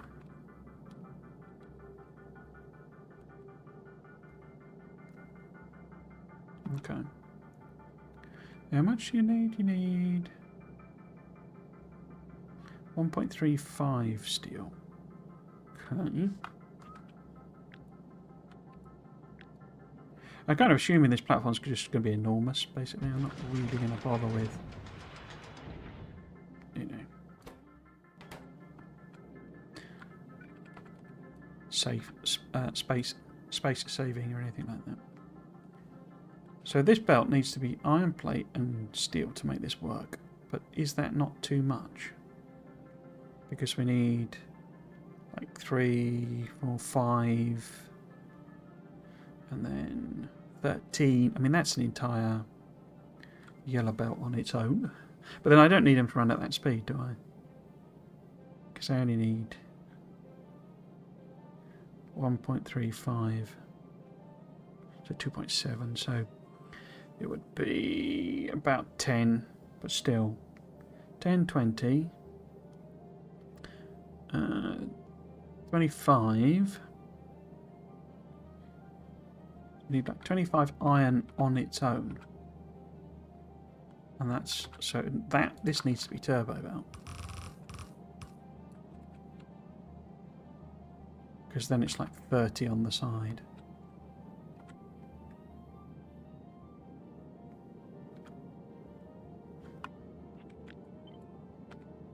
So in other words, similar sort of arrangement. These were different, yeah. Oh.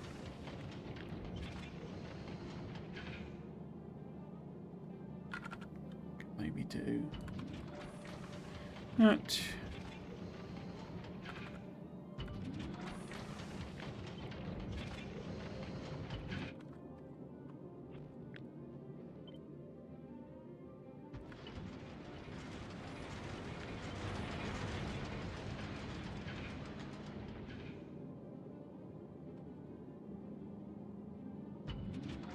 Yeah, some madness basically.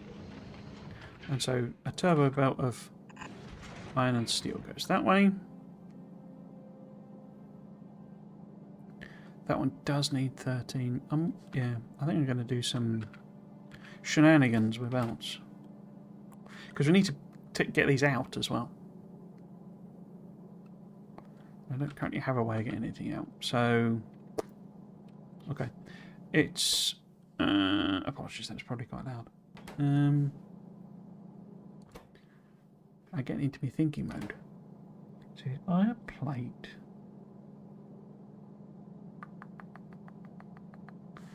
If this was something like... I could underground as well, couldn't I? Underground, overground, wombling free.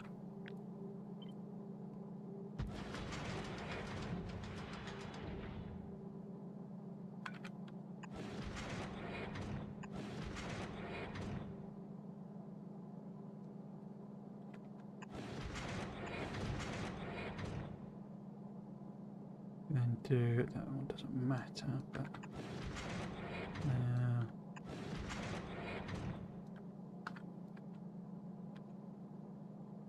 because they either need steel or iron plate. Yeah. So now if we underground this,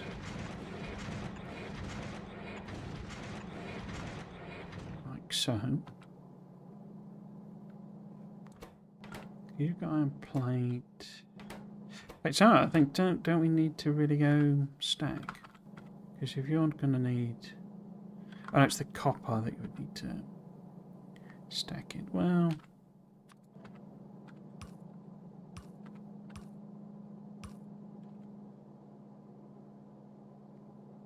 no, that's 13. Effectively, it's 13. Stack insert I might not actually do it.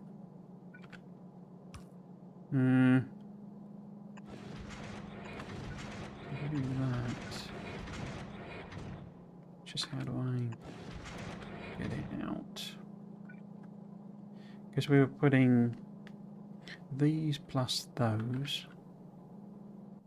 Because all I'm thinking is basically we do a belt weight basically, so we have that kind of. Which way round am I doing it here? Keep forgetting.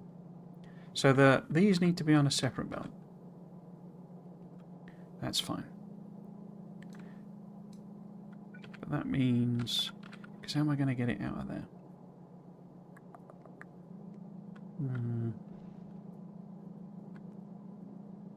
I could put that there.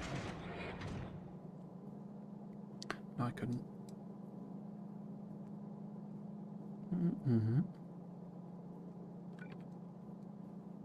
I mean, you're very slow, aren't you?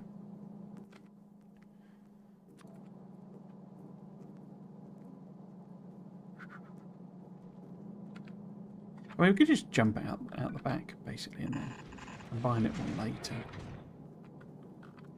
So we can literally just go, you know, like that with everything. Serves as a useful buffer as well. In fact, we do that, and then whoops, that, no, that.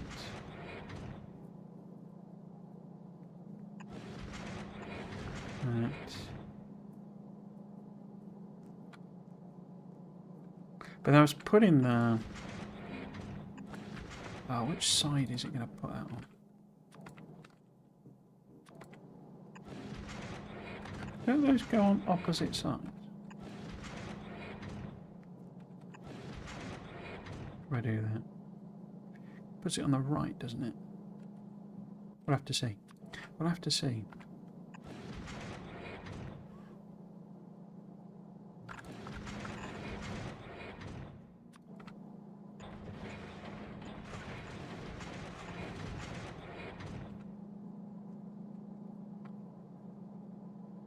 But then I need these two as well. How am I getting both of those out?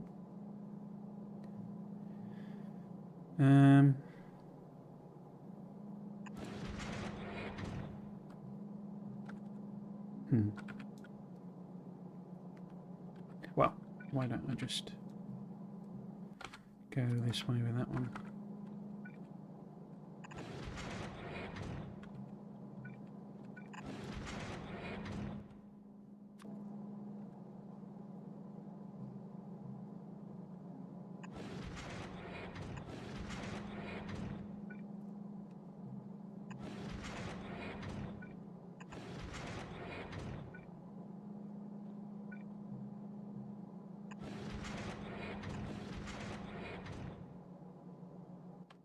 So we do then also have the option of not putting the yellow and filling in with that as needed. Yeah, that needs to be there, doesn't it? Right.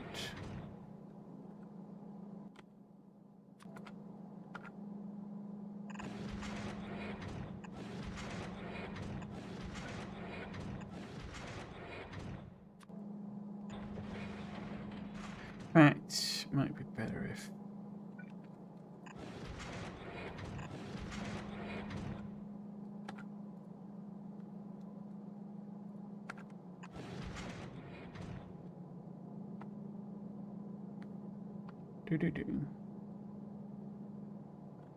So that gets us rockets on one line.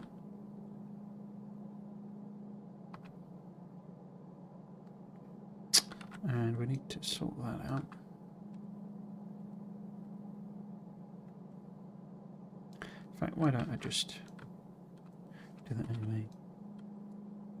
So those are the four coming out like that. Oops. So, oops, we just simply do that. And then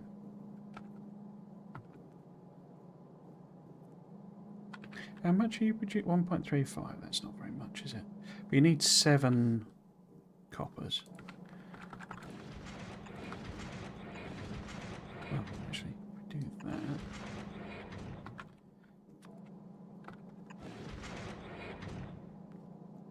Ah, that's annoying.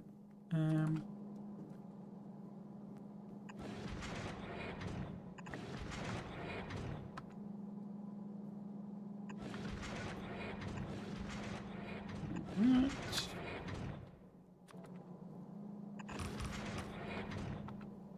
Cool, and then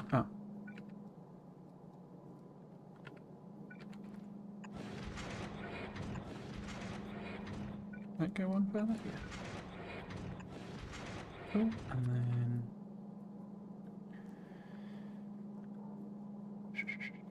if that's 3, 2 and 3, so that's 6. And then, so a red belt would carry it. Well, no, that's not coming. They're not coming out very quick at all. Why have we got an extra one there?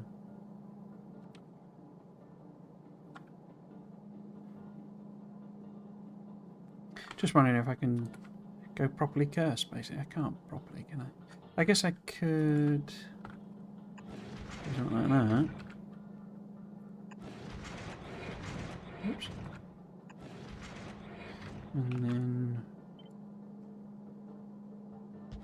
Forbidden techniques.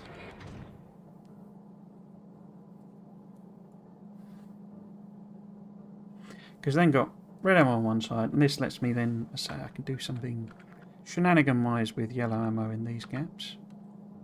But we'll think about that later. We've got rockets coming out of there, that's great. Boop, and they're combined together. It's not very elegant, is it? He says weaving belts together.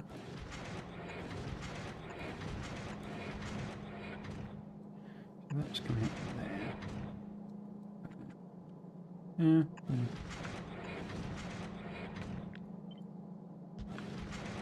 I never really. I mean, I've played very few games this year. It's been a bit weird for me in that sense because I've played so much Factorio. It's been almost like I don't know even how to explain it. It's sort of like, what's going on there? Yeah, no, that's going through, isn't it? Yeah, because I was obviously, I keep banging on about it. I was just seeing the beta and all this sort of stuff, and it's just been an insane amount of Factorio this year. Not so much first half of the year, but there didn't seem. I don't think there were too many games that I was massively into at the start of this year. But there's all sorts of indies I'd really love to give a go. There's that one that's set in the north of England. I can never remember what it's called. It's got some silly title. Thank goodness you're here or something, or thank heck you're here, something like that. And it's meant to be very funny.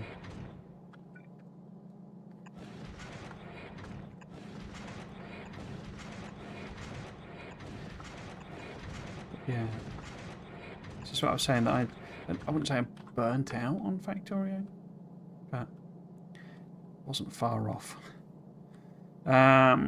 So that's doing direct insert, isn't it? But how is it direct inserting in there? It isn't, is it? I've just got the thing twice. The explosives twice. So that was silly.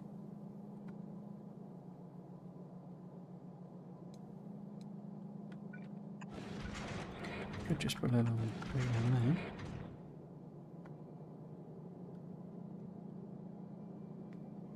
In fact, how much are those produced? No, it's alright, it's only one.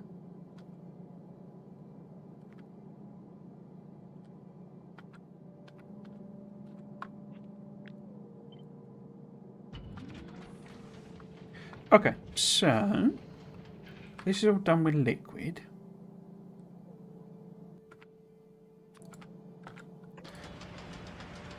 Interestingly, our tank fits in there.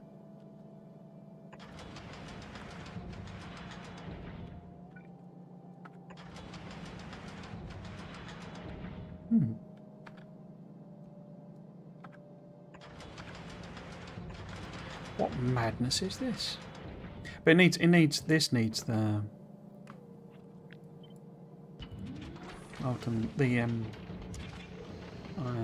copper ore, doesn't it?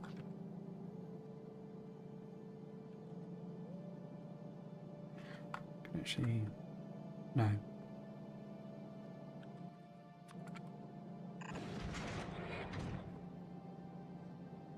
I found the copper, particularly on the other platforms, the copper is sort of like very variable. I guess it's not going to be as big a problem when we get out to the solar system edge, but yeah, seems to be.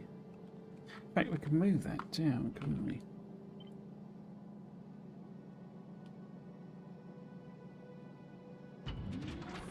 Could we?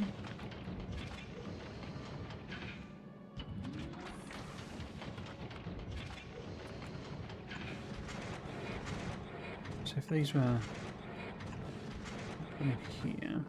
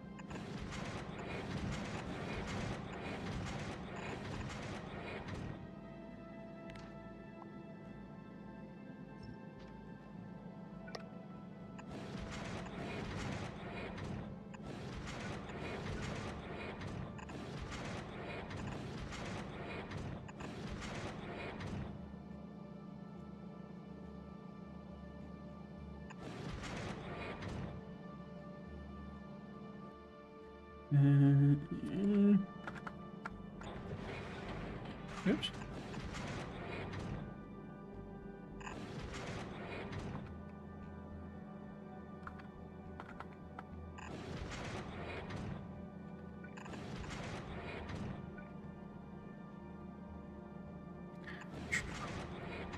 Good snaky belt.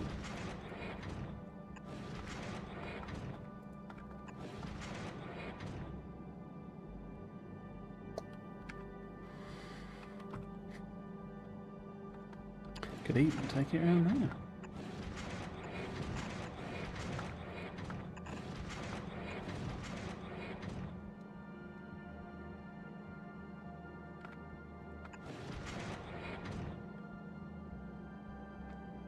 Cool.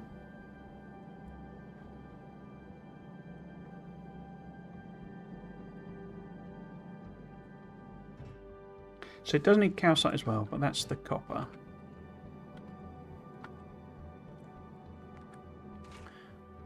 These need some interesting ingredients, don't they? So we need the water coming in there at some point. We need, because that outputs the coal, doesn't it?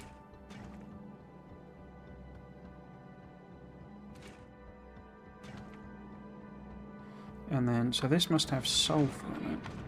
Okay.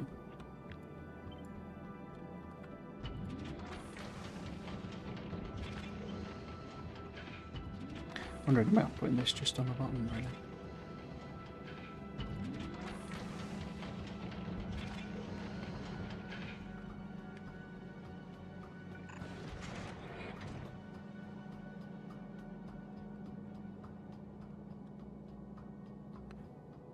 So,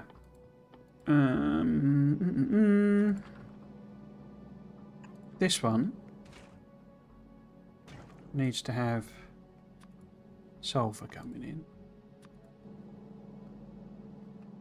and it needs to be on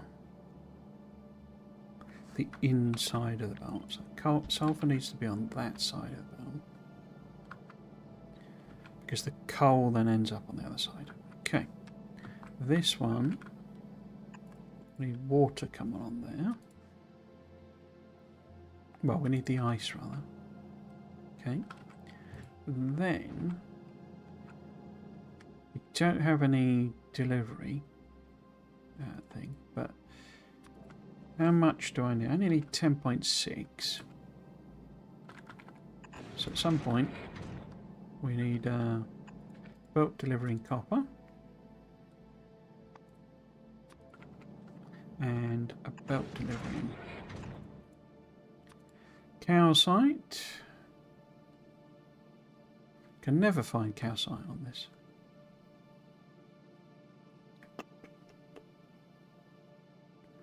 Calcite, calcite, calcite. Where are you, my friend? Got to be down there. It is. Oh, I guess it's delivered then. Cool. But this also needs carbon. So how am I giving it carbon?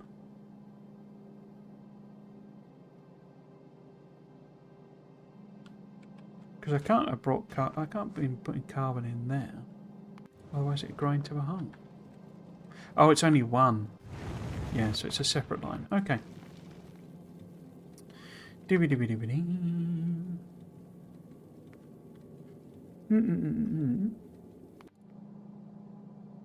Yeah, so this actually needs to be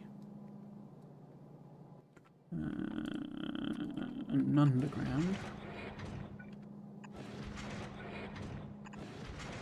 So I can bring carbon in as well.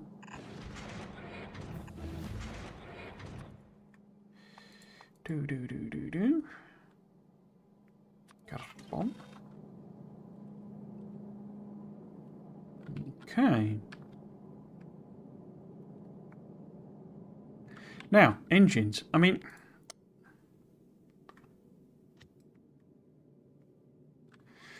you know, we do have, I think we've got 2 designs that work. I think I've got one in here as well.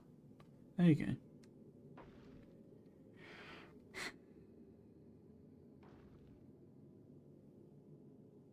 Or do we want to do it again? I mean, we do have some stonking engines. Like the pink ones. Several of them.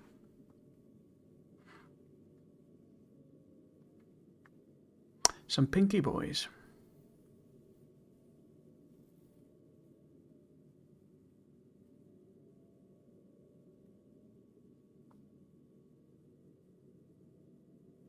Some pinky boys.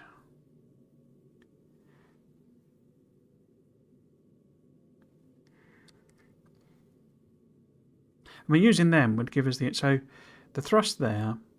We obviously have to provide more fuel, but... Thrust there is up to 102 meganewtons. 193 meganewtons. So it's basically half as much again. In fact, it's better than half as much again, isn't it? Aren't these half as much again? One of them's like half as much again. I think. So that goes from 102 up to 163. So it's better than half again. 130. Okay. So 193. 100. Oh no, it is. Yeah. So give or take 102 meganewtons. 193. So nearly 200 meganewtons. So effectively, 2 of those is like 4 of those. So in my other designs, I mean, I don't know that going fast is necessarily a good thing. We're already onto that one. Okay.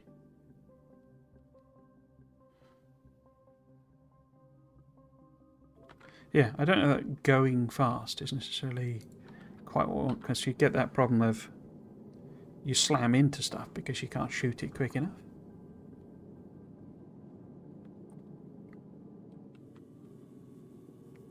So if we put 3 on, I mean, that'd be more, but then it is, you know, a wider, one of my wider platforms, but these aren't exactly slow. And it's not even as big as this yet.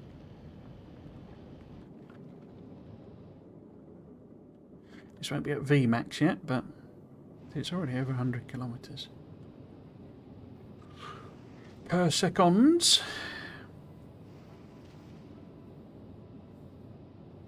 It does have to go quite a distance, doesn't it? So maybe we should aim to go sort of quite quickly. So I'm sure I could probably do all sorts of maths to work out how many asteroid bits I'm going to get and all that sort of stuff, but yeah. So if we tried to do, well, if we did 3, that would be roughly the equivalent of 6, and none of these have had that many. Yeah, that was 3. This is 5, was it? But it wasn't 5, was it? Or doesn't that have... No. Which is my... So that's 5. Which is the... Was it Sweet Rye where I put on?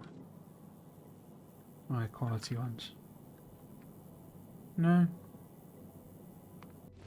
The science? The science!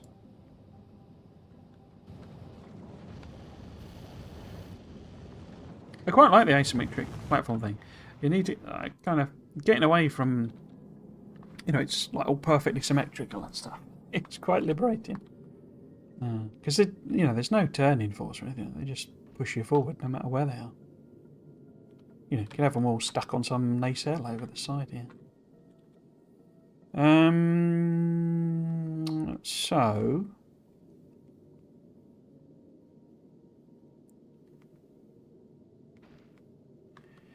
Consumption is 228. Well, I mean, what does one? What's like the best we could get out of one? Because obviously it's identical. If we did the advanced, he says, checking it, 1.5k thruster fuel, out of 2 carbons, 2 ions. Yeah, so it's basically identical. So if we just look at, that's 150 a second, 228 a second. Okay. So if we were putting in, let's maybe go with the level 2 ones. And then one of them to try and reduce it a little bit. 364. 228. So 364. 228. 364. 228. So we got 228. And we have 4 of them. We would need to be producing 912. I've forgotten what the other number was. So we do have 4 of them. Oh no. What was that? 364. 228 times 4. So 364. If we ended up with 3 of those, it would do over 1,000. Which is not far off matching. So 3 of these. 364. So 720. 1,000 and something. 1,000 and change.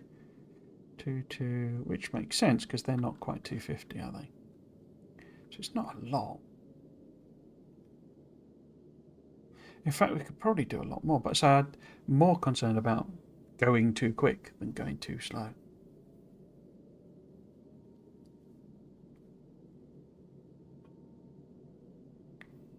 It's a lot of calcite, quite a bit of water. I say that, I mean this is producing 40, so that's 2 of them, and that's not even super modules. Let's go with that. Let's see what we can do with that. So we would need to do copy rather than paste. And we'll flip this to the orange boy. And then I think I'm just going to go jaggy with positioning. So if we just go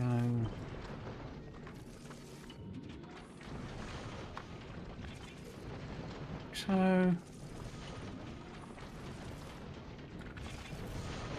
then all of our oranges are connected, and if we put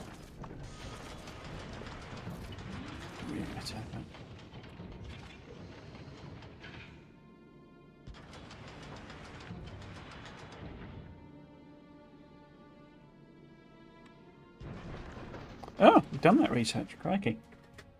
What should we whack on? Let's do another one of them because it's the green one, so it keeps it ticking over.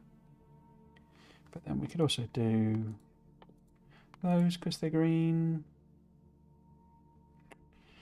Yes, we could do explosive because it's green as well. That'll do.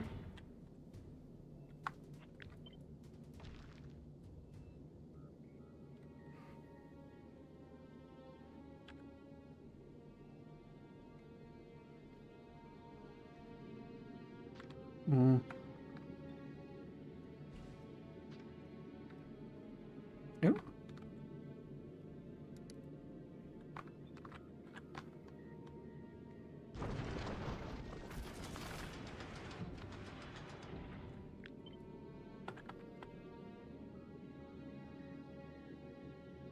Whoops, got it in the wrong place, haven't I?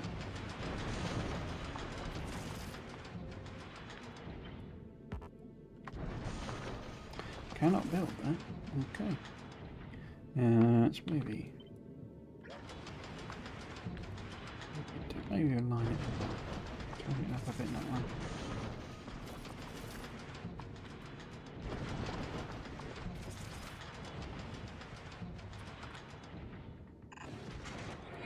Ah, but I wonder if that's part of why. Interesting. Because I have had occasions where things have gotten maybe fine then. Like that then? Like polluted? I wonder if that's perhaps why. Because of how I've aligned it. Yeah, it's not going to work anyway, is it? Let's do that there, maybe?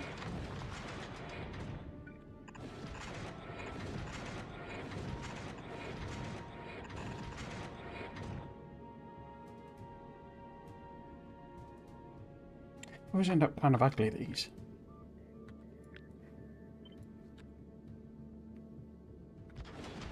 There, maybe?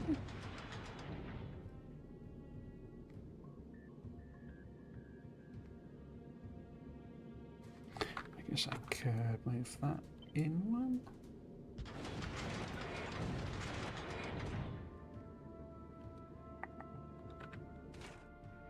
Because what we want? I know both want calcite, you see. So it'd be nice to maybe bring the calcite in.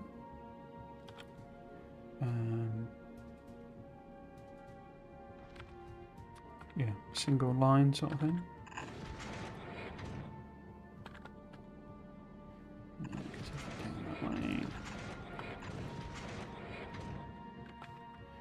And then perhaps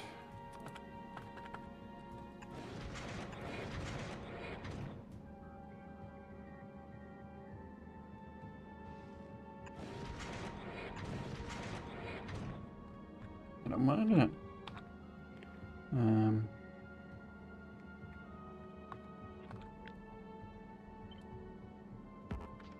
Oh. That.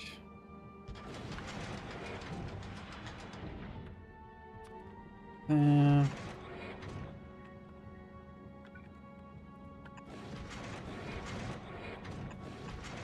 The old jiggy jiggy.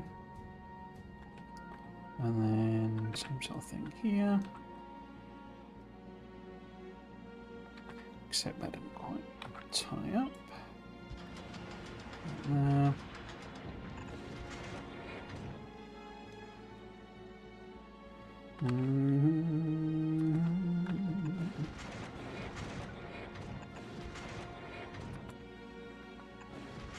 Oops, other way around. And then maybe even some snaky madness there.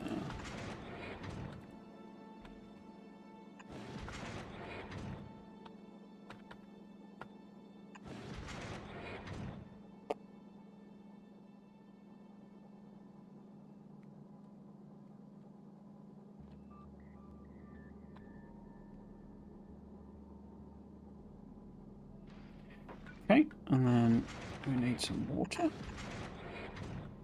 for both of these. How much water? We need 21, so we need 40, 60, 120, split the difference, 130. What are you actually pumping out? 40, okay. But we don't have to support nuclear with this, do we? So we could maybe...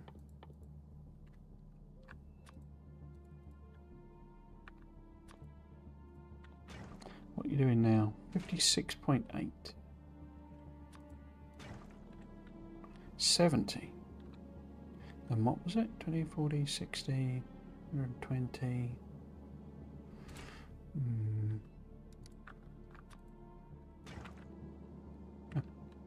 60. It's not quite enough, is it? Maybe we go with level 2s instead. So that's 59. That's annoying.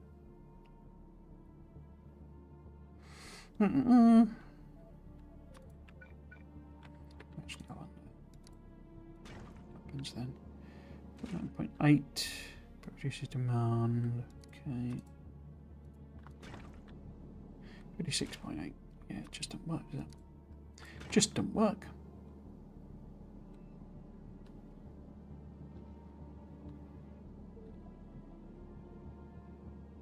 It's only 2 of them though, isn't it?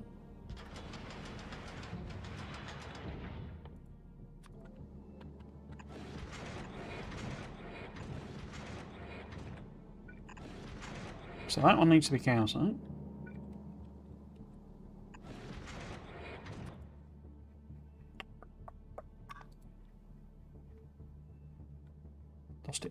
stairs. And then we need something doing water.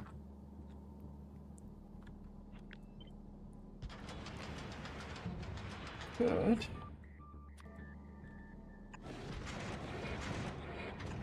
Go in the middle.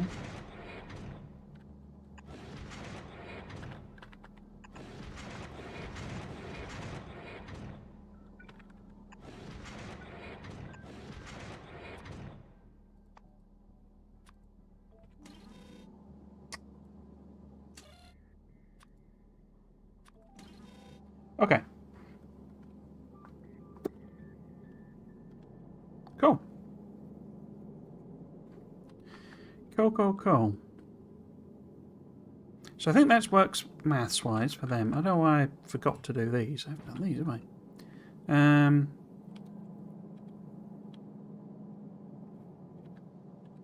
Carbon coming in there.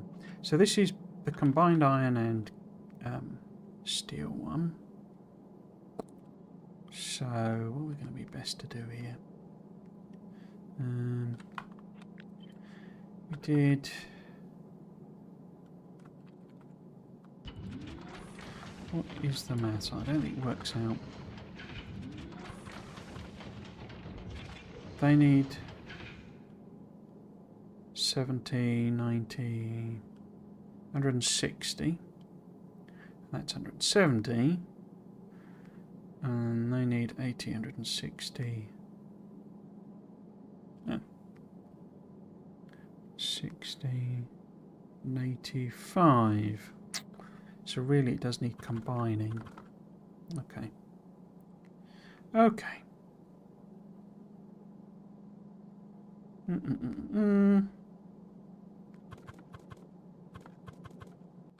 So basically,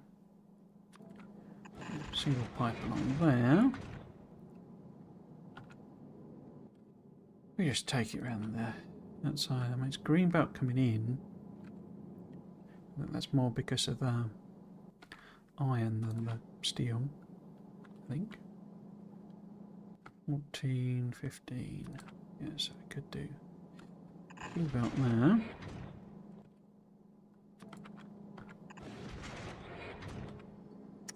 Although I think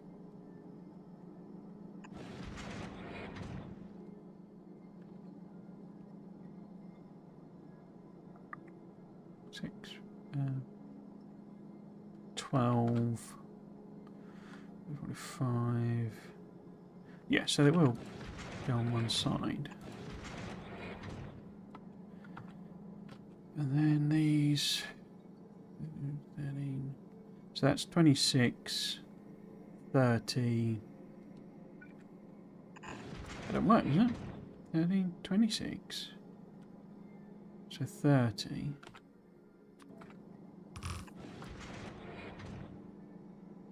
Oh no, 60 items a second. So we are okay.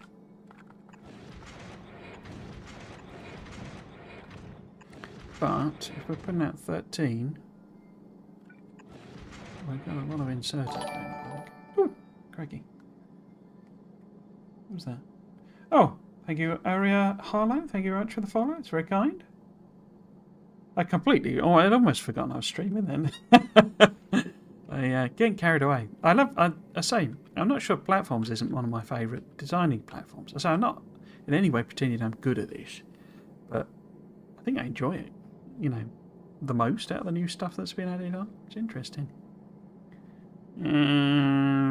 But yeah, it does tend to lead me to get into my whole what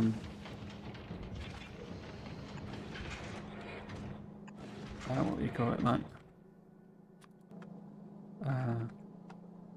in fact, maybe I could snake it round. We could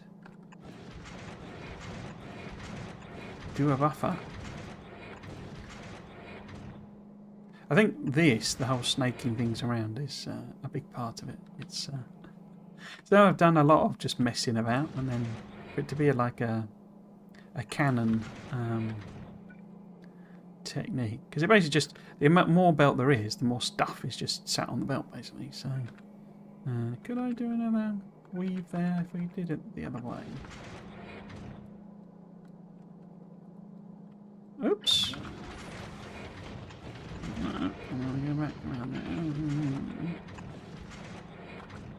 Yeah, great fun. Snaky belts. And then, because we need this to like be on one side and that on the other. So it needs something like that, maybe.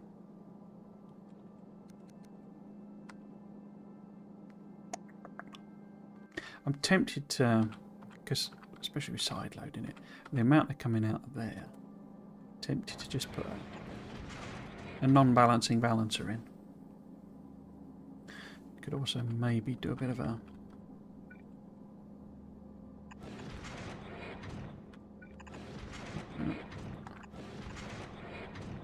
let's maybe move that up one.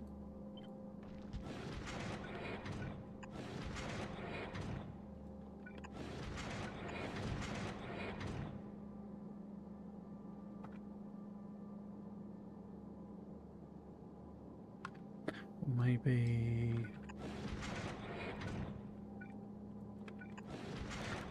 it's like that game we used to do it. I used to play it as a kid with my sister. This is how analog we were back in the day.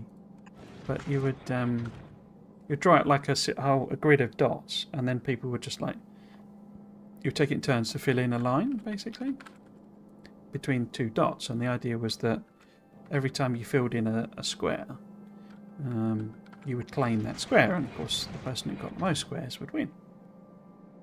And it feels a lot like that game. It's like, well, how can I, tweak that round so that I can fill in every single possible square? Cool. So these need feeding with calcite and iron ore, don't they? These two. So if we just put them there temporarily.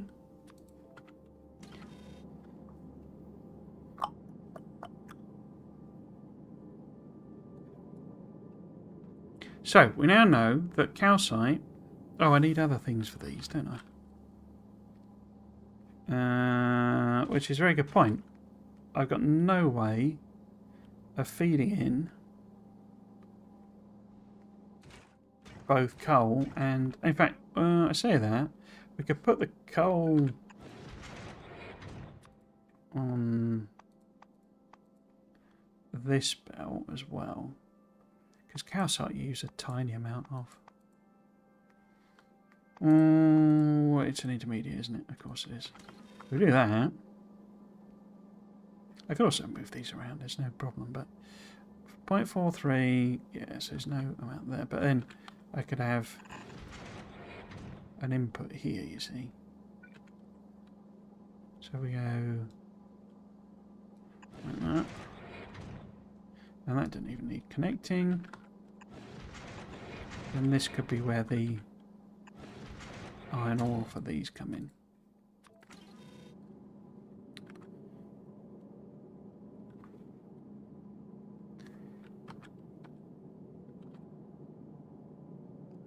So we've basically got a situation where we need calcite sort of there, there, and here.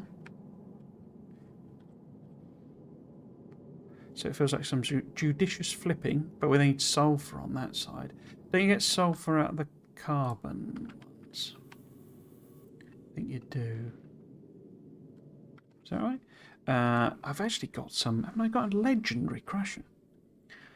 The legends are told about this crusher. It has such a storied history of crushing things. What do they look like in terms of... Oh. Press the wrong button. Crafting speed 2.5. Okay. But yeah, that produces both the carbon and the sulfur. And then that produces the water and the... Or rather the ice and the calcite. Okay. And then that one is the iron and the copper. Because we don't need any calcite or anything to do our power now. Oh, not that we needed calcite for it before, but we needed water, and we don't need any of that. So that's fine. We're making all the ammo, everything, in this sort of compact area here, and then all of our fuel here.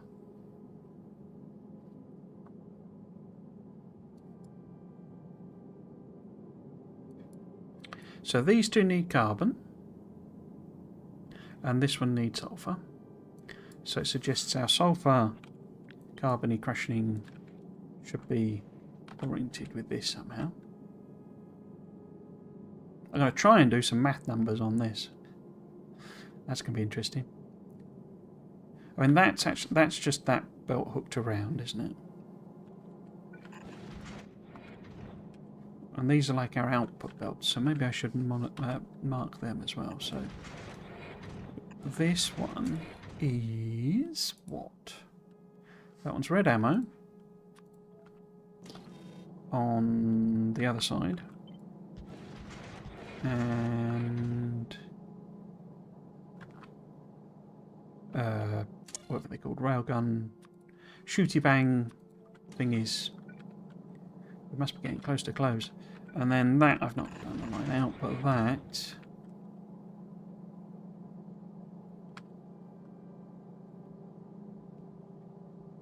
Have I done that as green belt for any particular reason, given it's got... It's just the stretch distance that I was having problems with. And that's not an issue anymore? Yeah, so we could red belt that.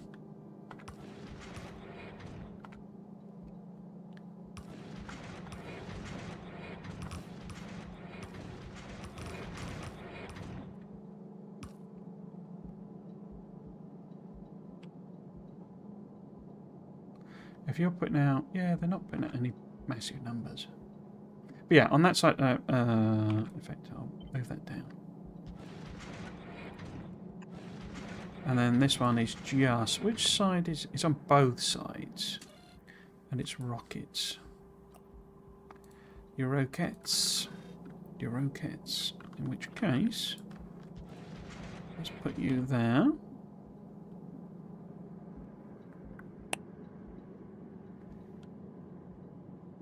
Well, they'd be very easy to send the other way around if I wanted to link them in there. How...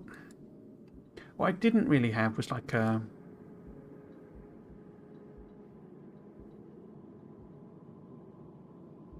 Because what I really don't... I'm assuming, basically, that I can get away... Wrong, is that the right book? Wrong book? Right book? With not putting these on the side.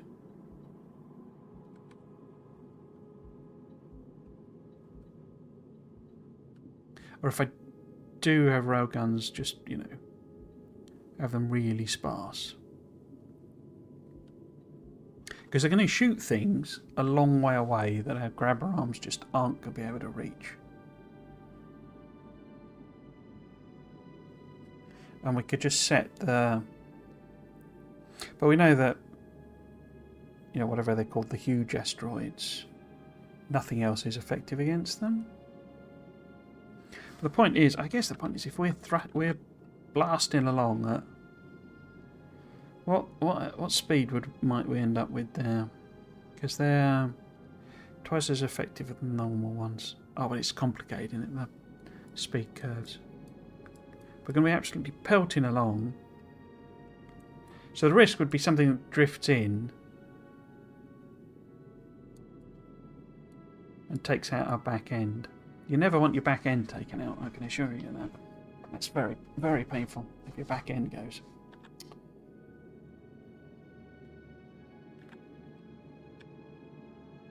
I mean, that's the whole point of, you know, doing an iteration of it, you know. So I'm going to assume we don't need railguns all the way round the platform, you know. That the drift angle for our speed, you know, that would, because that would take it, I can't really point at it and do it, but it's sort of hitting things potentially out here, and we know that these just keep going. These are just, you know, they're shooting straight away. So things would get taken out through collateral damage further out, but it can shoot things at sort of there. So, and the platform probably isn't going to be that long, but if the drift angle was like that, then, or you know, kind of more aggressive than that when we're in trouble, but we're going to be pelting along, so it would have to be moving laterally at quite a speed to hit us. And I say, all I want to do is get to the edge of the solar system and turn round, basically. So I'm sure if it was out harvesting promethium chunks, sure, we'd probably need full-on protection.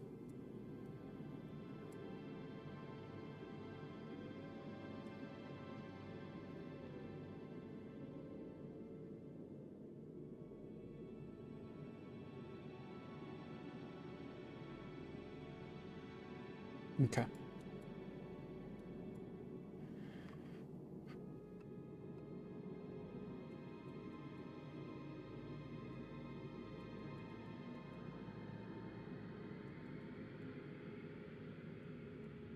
So we do want grabber arm, you know, obviously want grabber arms all the way around.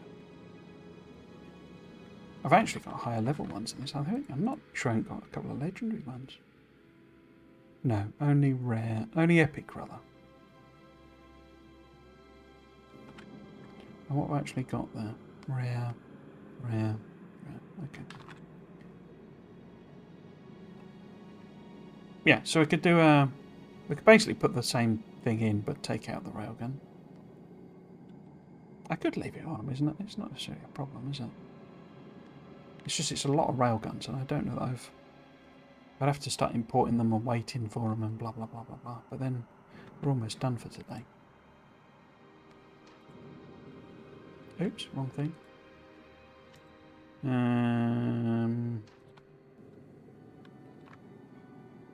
Don't know. Let's see how many. Oop. Why does that not match up with? Oh, because that's the corner. That's fine. We'll sort it out later. If we were putting these on, I didn't have the. Oh.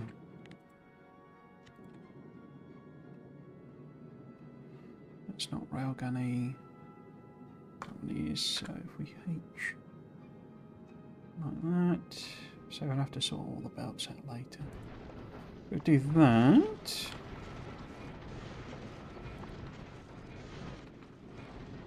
We'll start to get to the point where I need to kind of decide how wide this platform is. It's going to be quite a chunky boy. A bit like me. It's about how much space I really need for the crushing, because I've not done a very good job with the crushing so far.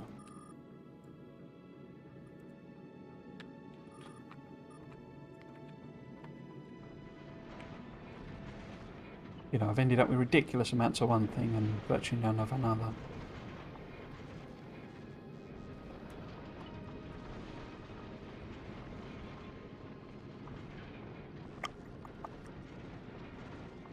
I'm not actually fussed about them being high-level arms, am I? On the side. You really don't get very much. I keep doing that. Out of the sides. From what I've experienced.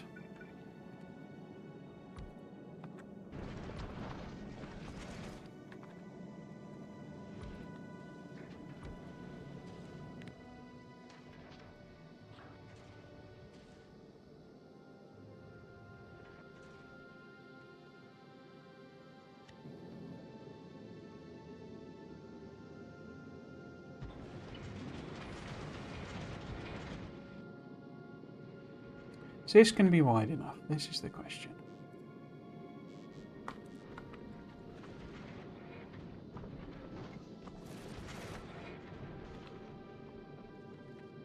Is this going to be wide enough? We can always make it longer.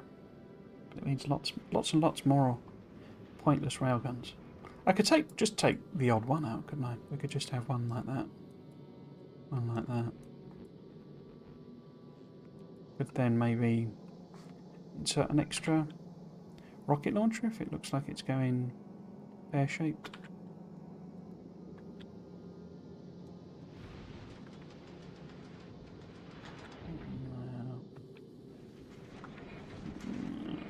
Oh, well, I need to. Oops, no, wrong thing.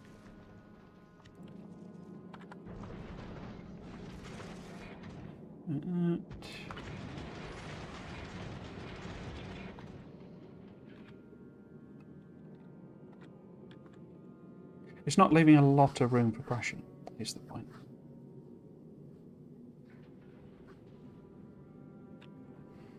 Because I've got to do all sorts of belt shenanigans around the edge. Don't know why that's there, but it is there. Don't know what that was for.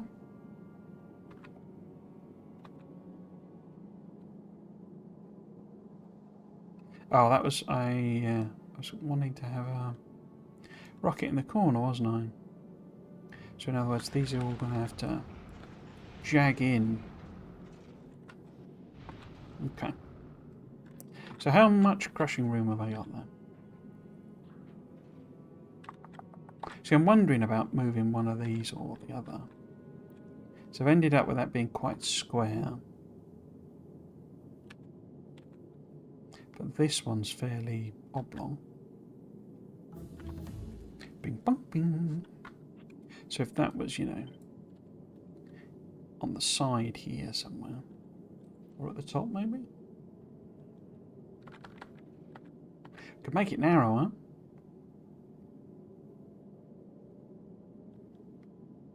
But then again, do I want to be going that fast? We'll make it super thin.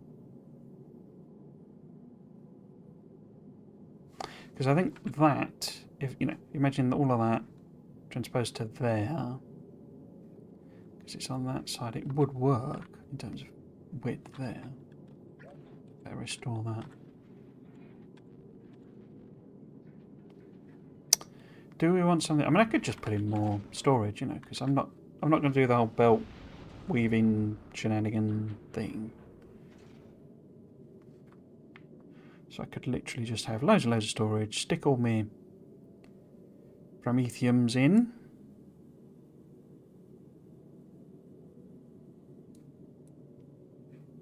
Just use that there. Could even do an emergency minefield or something in there. But what will be the point? It wouldn't really save us.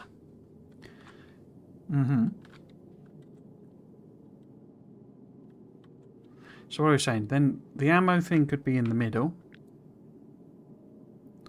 Would it fit? So if we ignore some of the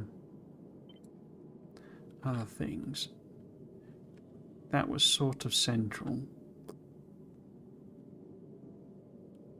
Wouldn't be far off, would it?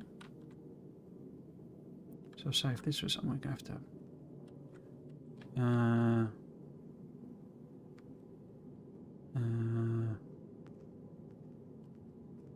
well, would you be better on the bottom or the top, Mr. Iron? Because we would have...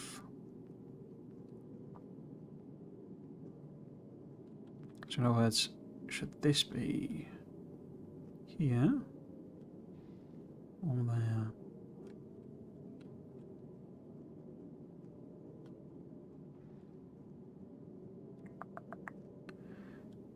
Let's see about that. And then this was like sort of here.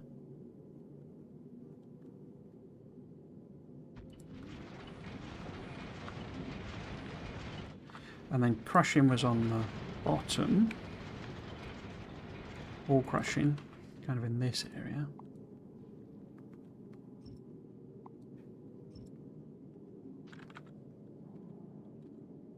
And then you know, just move this down as much as we need to. Or it could just be on the side, you know. Side of the crushing. But yeah, we'll just put it there for the time being. I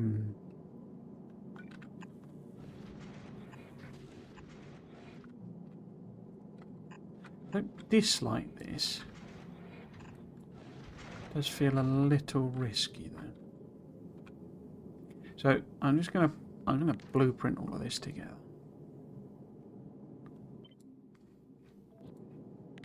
just so that when I do something stupid, I've got it.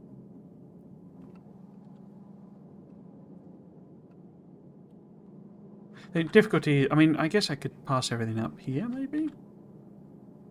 Because I could flip this round, this top part. This could be...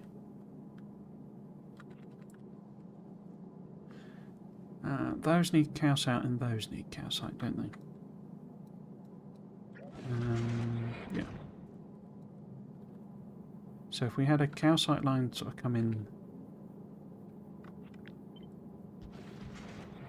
like this, because that needs to connect to there, so that's fine.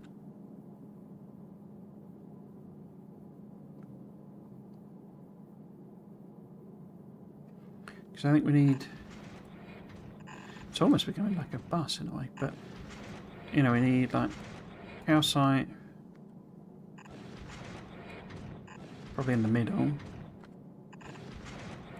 iron going that way, so that's say iron. Calcite can just that can just stop there.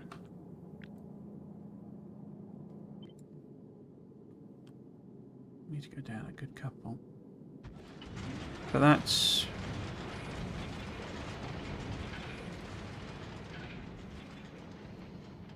So calcite's in the middle, so that's... This could be like copper.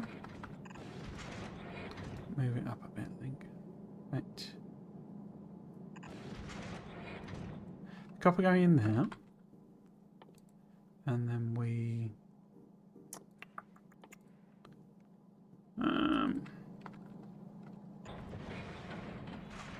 Oops. Split that.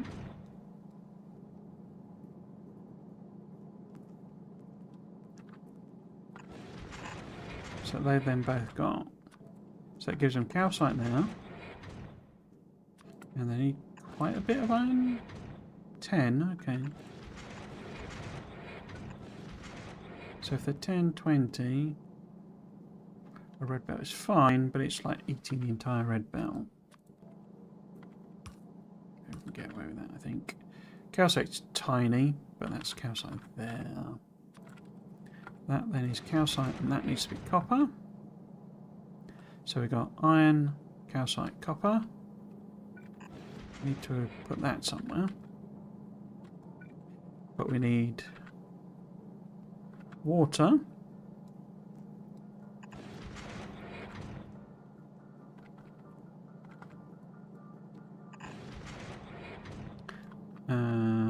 Move the water up one. So that then needs to be carbon. I think that needs to be blue, didn't it?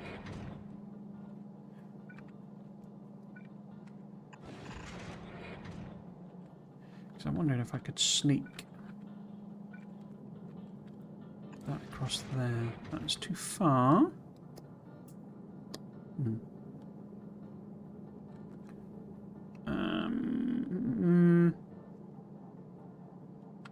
How much do you need? You need 10 between you. So it could be a combined, because that only needs 1.85. So it could be a combined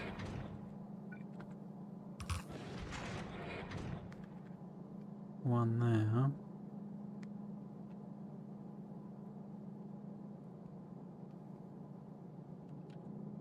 And then, so how much sulfur do you need?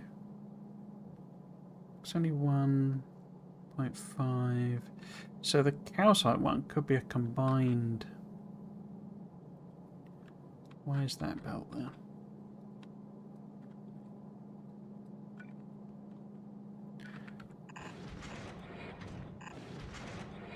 So if that was like a combined calcite and sulfur, I'm not going to remember any of this tomorrow, am I? Like so. Then we could squeeze all of this up.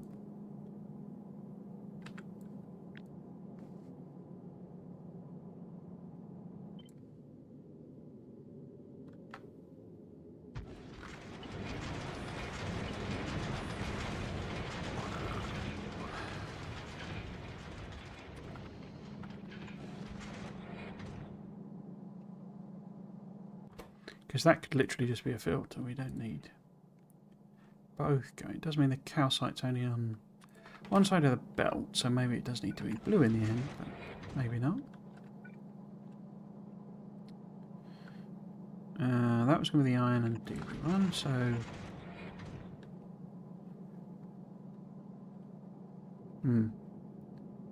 Don't quite reach, does it? We would need to go one tile left.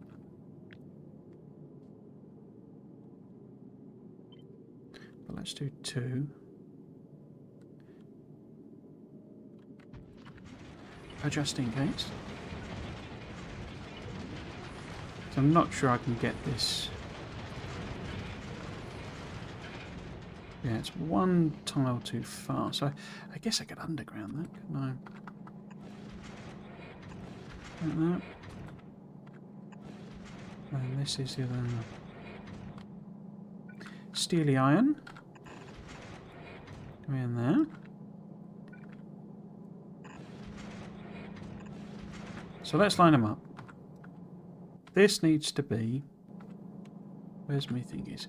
So this needs to be...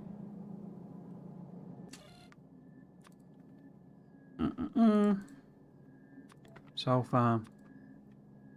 And calcite. This needs to be... your carbon. Oops, and your water. Well, right. We haven't put that one in, so we need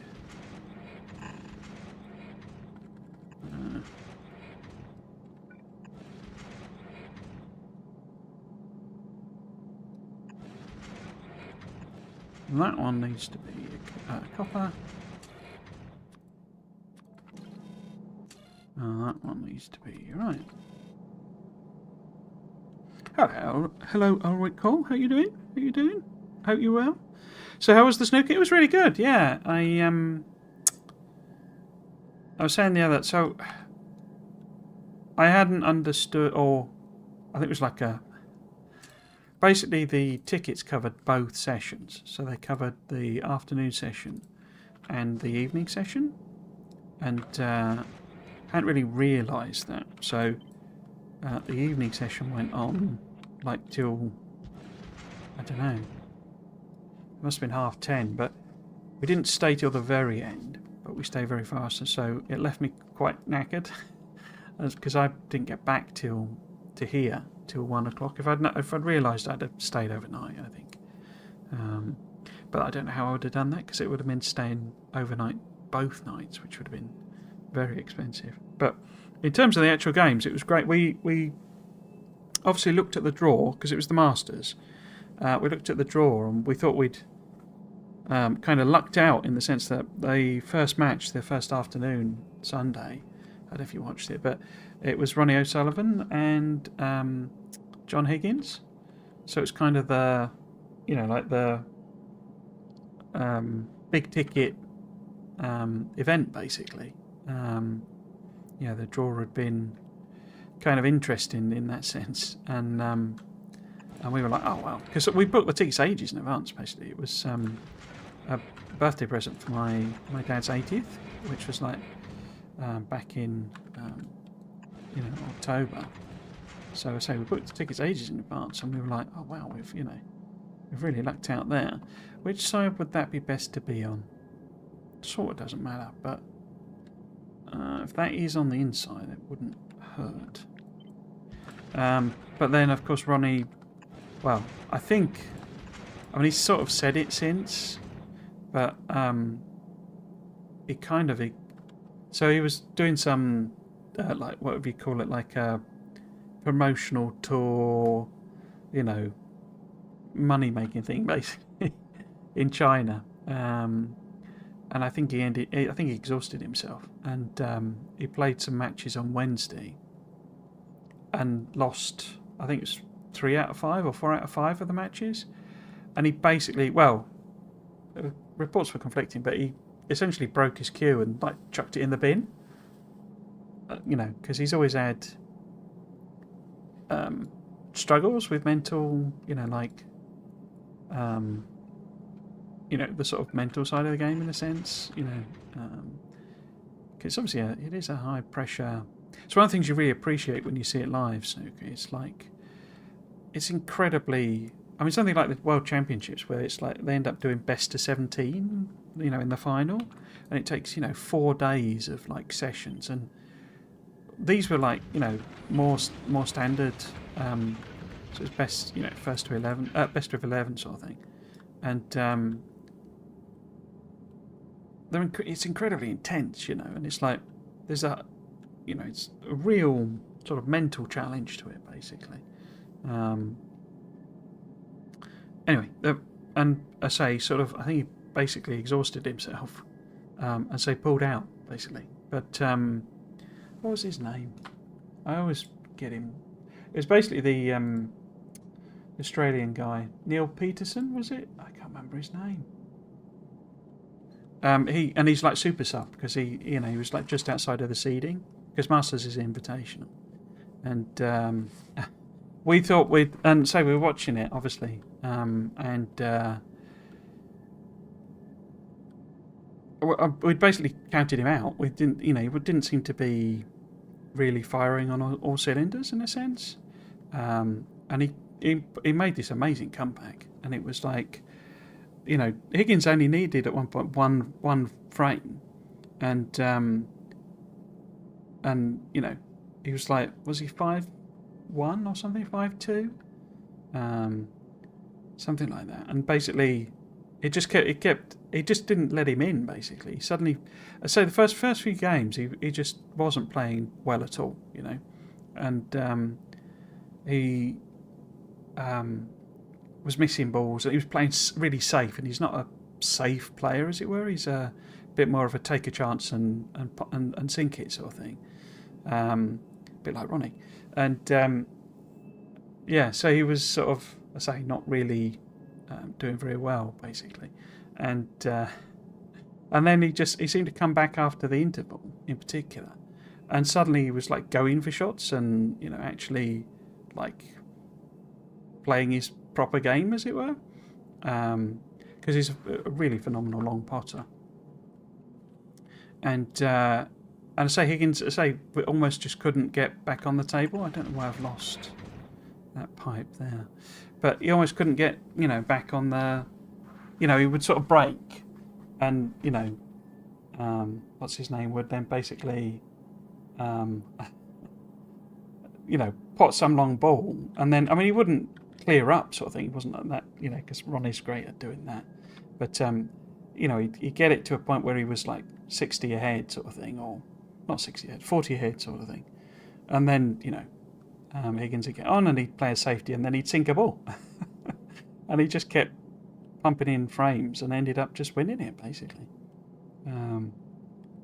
So yeah, but he's been knocked out since. He's not get to the final, but yeah, it was a great thing. And then the evening session was a bit more subdued, a bit more, not quite as dramatic as it was. Fairly, routine win basically. But talking about snooker, yes, that's right. Please, Politics, welcome. How you doing? But yeah, it was good. That I regret. How can I phrase this? So, Alexandra Palace, which is where it was, Ali Pali, is on the top of a hill, basically. You don't kind of associate London with hills, but it does have some fairly serious hills in places. And it's the one of the famous ones being Greenwich Observatory. Greenwich Observatory is right on the top of quite a big hill, and yeah, I knew that, because I'd looked at it properly on, Google Maps, and because what I was trying to work out, it's really difficult to get to with public transport, because there is actually like a train station there, Alexandra Palace train station, and that gives you the impression that it's close, but it isn't. The station's at the bottom of the hill, and you have to walk up. And my dad, as I say, is 80 years old, and he's not unfit. He's not in bad shape as such. But we're talking, I mean, it's not that bad, but it's a steep climb up this hill, and I kind of just assumed that because my brother-in-law was doing the organising it basically of the transport, the logistics as it were, and I just assumed he would look at it properly, but he didn't, and so we kind of got there, and there was only 20 minutes. Was it 20 minutes? Yeah, about 20 minutes before the first train was meant to start. Or I mean, we were in the sense of the start time. We were late. We were like 10 minutes late, but they do all the introduction and blah blah blah blah blah hoopla, and they were doing that when we walked in basically. That was basically because we'd have been all right. If it was just us, if you see what I mean, we'd have got up the hill out of breath, get into the seats. But my dad had to stop, and I kind of regret not flagging. So I just assumed he would look, and he didn't. And so we sort of got to the bottom of the hill, and my dad was like, "Oh my God, this is going to take me a while to get up here." And I say, it was basically, if he'd had longer, it would have been fine. Or if we'd arrived at the station, and we knew what we were doing, as it were, we'd have got a taxi or wait for because there's a bus that goes up there. But as it was literally only way up was to go up because it was Sunday, you see, so not a lot of traffic around. And so that's kind of my only regret from it, that I didn't basically say, look, how are we getting up this hill? As a fairly direct question that would have prompted a what hill type response. Do you know what I mean? So that was kind of my only kind of regret from the thing, is that I should have said something basically. So it doesn't fit is the basic issue here. Still too wide. If we were to try and move that over into the middle. So we could put the crushing down the side basically. I think that's where we're coming from. Unfortunately, it's on the opposite side where I've just done all that. So I could flip it over.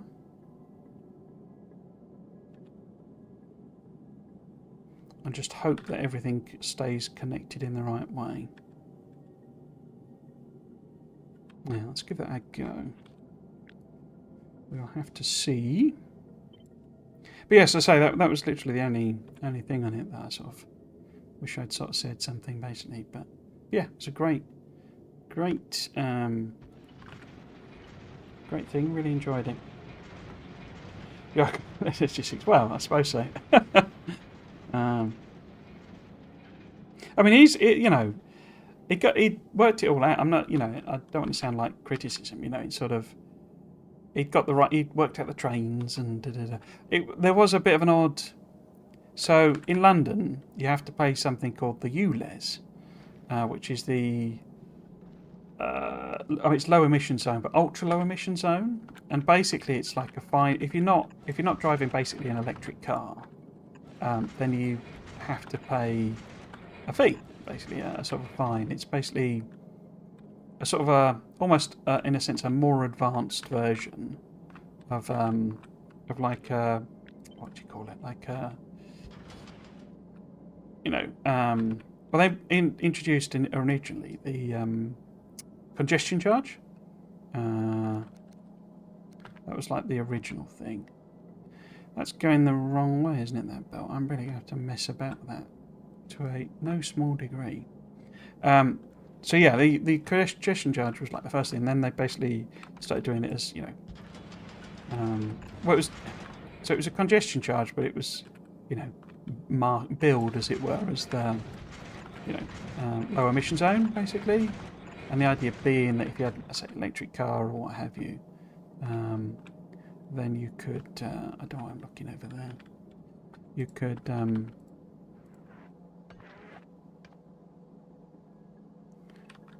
oh, it's all backwards. I think I should have flipped it rather than, they look really awesome, the railguns. And I haven't even seen one, well, I have seen them firing, but not Not in this game yet. Let's do something like that then. And he seemed absolutely determined to avoid this charge. And it's 25 quid. It's not a lot. You know, it's not like it's £500 or something like that. You know, it's not a lot of money at all.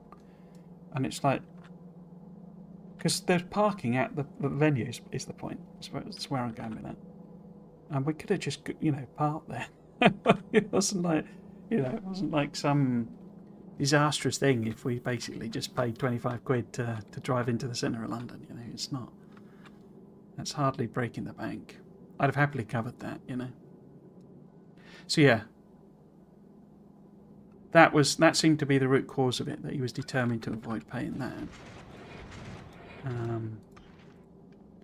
And it was just like, why? It's fine. I'll cover it if you're really that bothered. I think this needs to go in one, doesn't it?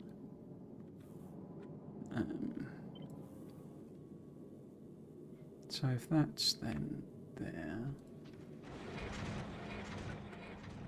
So I'm trying to work out where I'm going to be best and how I'm going to be best to manage this, I think. So if we do some arrangement like this,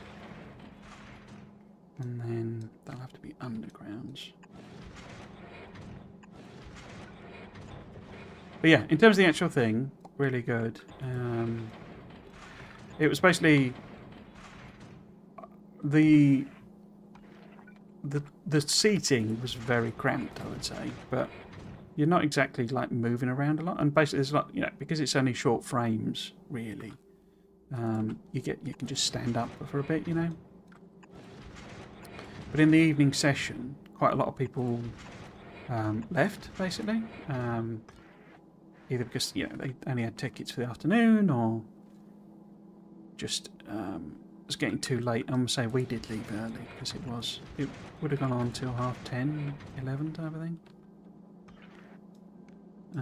But that meant you could basically, you know, we all moved over a seat type of thing. This doesn't have one, does it? I've not got anything there. So, will this arrangement work around that corner? Because we've got them coming in. I think this will be okay. Might have to tweak it a bit.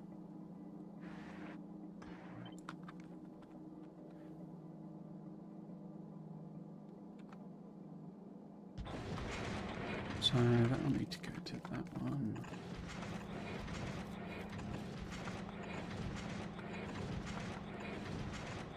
But they had like there's like a fan zone, they called it. City tax, pretty much, yeah. Are you making squiggly belts to store more stuff? A bit of both, basically, yeah. So there's some squiggly belts going on to just. I quite like it as well, though. You know, it's quite a fun thing to do, and it's like, you know, a weird sort of challenge, but because it's not going to make much difference at all, really. But it's quite fun making the squiggly belts, I find.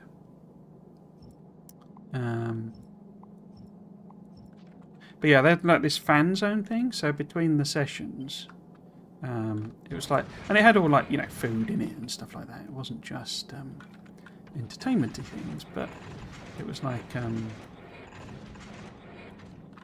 you know, something to keep us all you know, entertained and busy and all that sort of stuff. And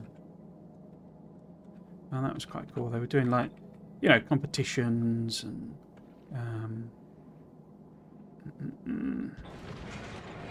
like, you know, try and put all the coloured balls and those sorts of things. It's quite a good idea, really. Cliff Thorburn was there signing autographs and all sorts of stuff. They have so the BBC covers it, and they had this like on the. So it's quite small, you know. There's only 2,500 or so people in there, and they have this basic. It's like a goldfish bowl, basically. You see it on the TV, and you kind of don't appreciate, you know, how it works in a sense. And it's like this because it's up on a platform thing, and then it's like there's like a dome face to it, and obviously the presenters sort of sit on the other side of it, and it looks out onto the thing. And on the TV when you watch it, it looks like it's like a proper room in a sense. It's like an actual part of the venue. How have I ended up? Oh, that's because that's supposed to be on there. I've mixed all my belts up. I thought it was meant to be good at logistics. But yeah, so and then when you actually actually seeing it on the thing, it's just this. It's on like scaffolding. It's not any kind of well like proper. It doesn't. It's not part of the venue, as it were. They clearly build it there and then, as it were, for that. For the event sort of thing. And I say, because it was all on TV coverage, you could see them doing pieces to camera and all that sort of stuff, So it's fascinating seeing all that side of it as well. I'd love to go to the Crucible, and you can still get tickets, but it's like obviously the final and stuff sell out, but the problem is more the transport side of it, because Sheffield is a long way from here. It's if you just want, and because it's like you'd go up there and you'd sort of do watch like the afternoon session on a random Wednesday, because it lasts weeks and weeks, the World Championships, and it just gets to that point of like you kind of have to plan it around a city break or something like that, of like you were going up to Sheffield to have a long weekend in Sheffield or something, because you can't.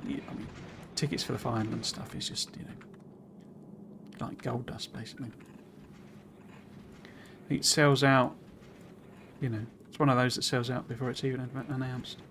So actually looking at going to the British Grand Prix this year, because obviously it's Lewis's first year with Ferrari, so I'd quite like to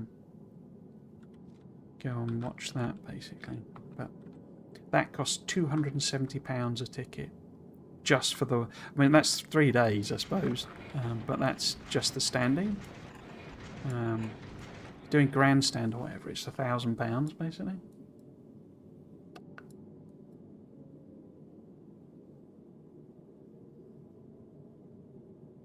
It's become ridiculously expensive, British Grand Prix. Cool, okay, because it's 6 o'clock, so we're like, I don't know, most of the way there. It's really about setting up this crushing in these sorts of spaces.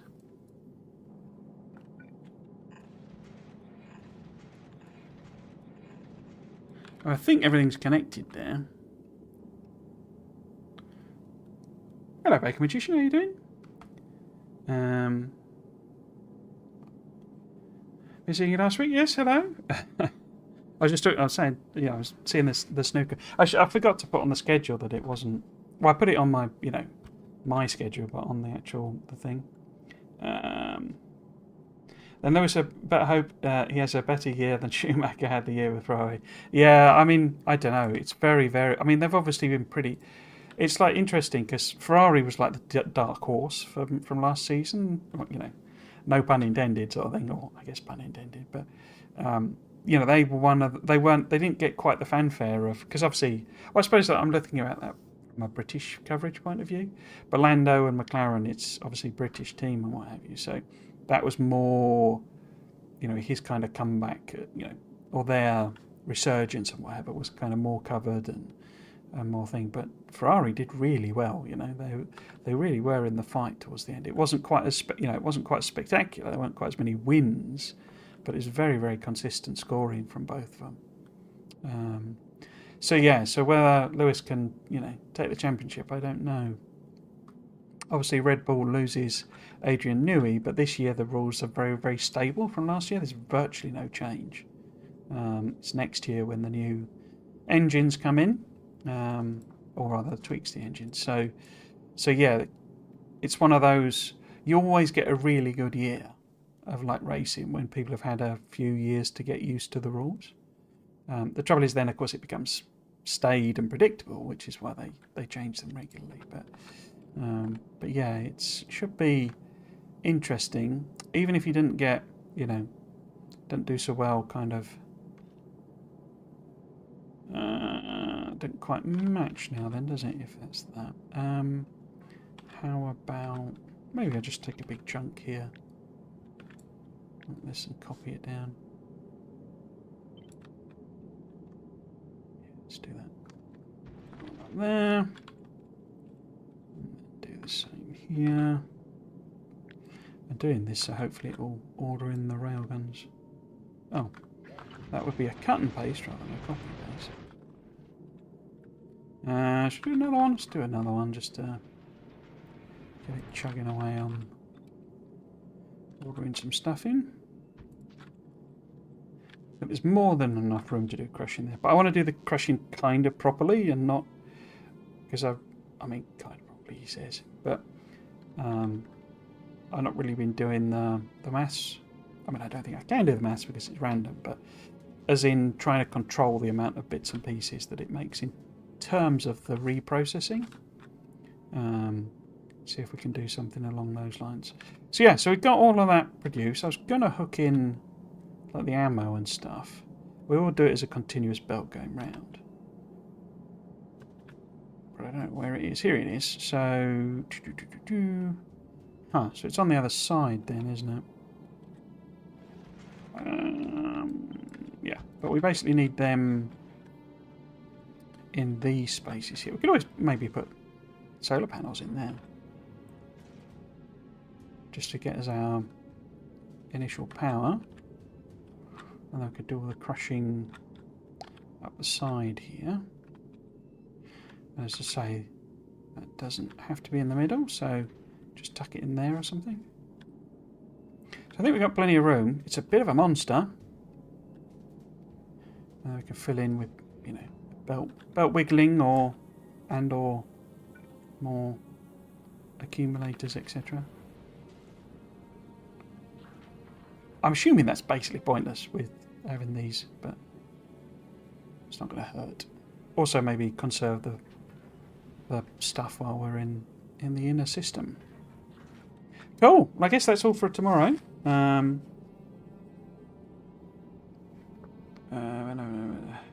First year, I mean, yeah. Yeah. I would say, I'm kind of assuming, or hoping, to some degree, because the question obviously is Leclerc, Is Leclerc going to just kind of dominate him?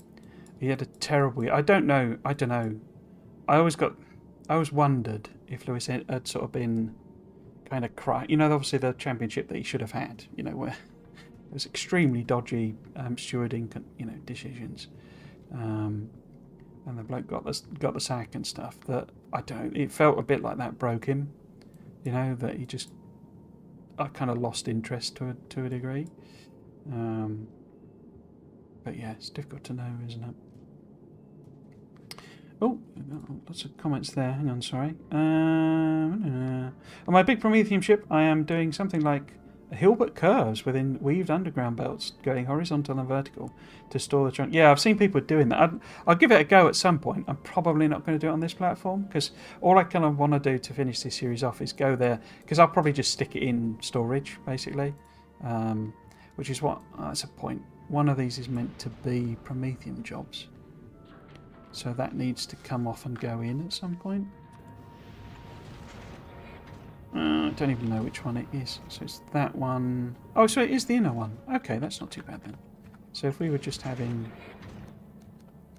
I say, I'll probably just stick it in, and because I've got loads and loads of, like epic cargo bays and all sorts, so I can just fill space with them, basically. Yeah, so I just want to make enough, because it's quite cheap, isn't it, the actual science? But I just want to do one of the infinite sciences, and we'll call it a day then.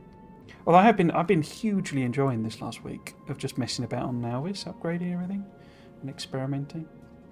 I was in the Tempodrome in Berlin for the German Masters once, but I sort of like it better just watching this stream. Yeah, I really like being there, and it was you know, you were close enough to properly see it, sort of thing. But and the atmosphere was great and stuff, you know. It's a bit like the Grand Prix, where it's like you go for the event of it, you know, rather than to see anything better, if you see what I mean.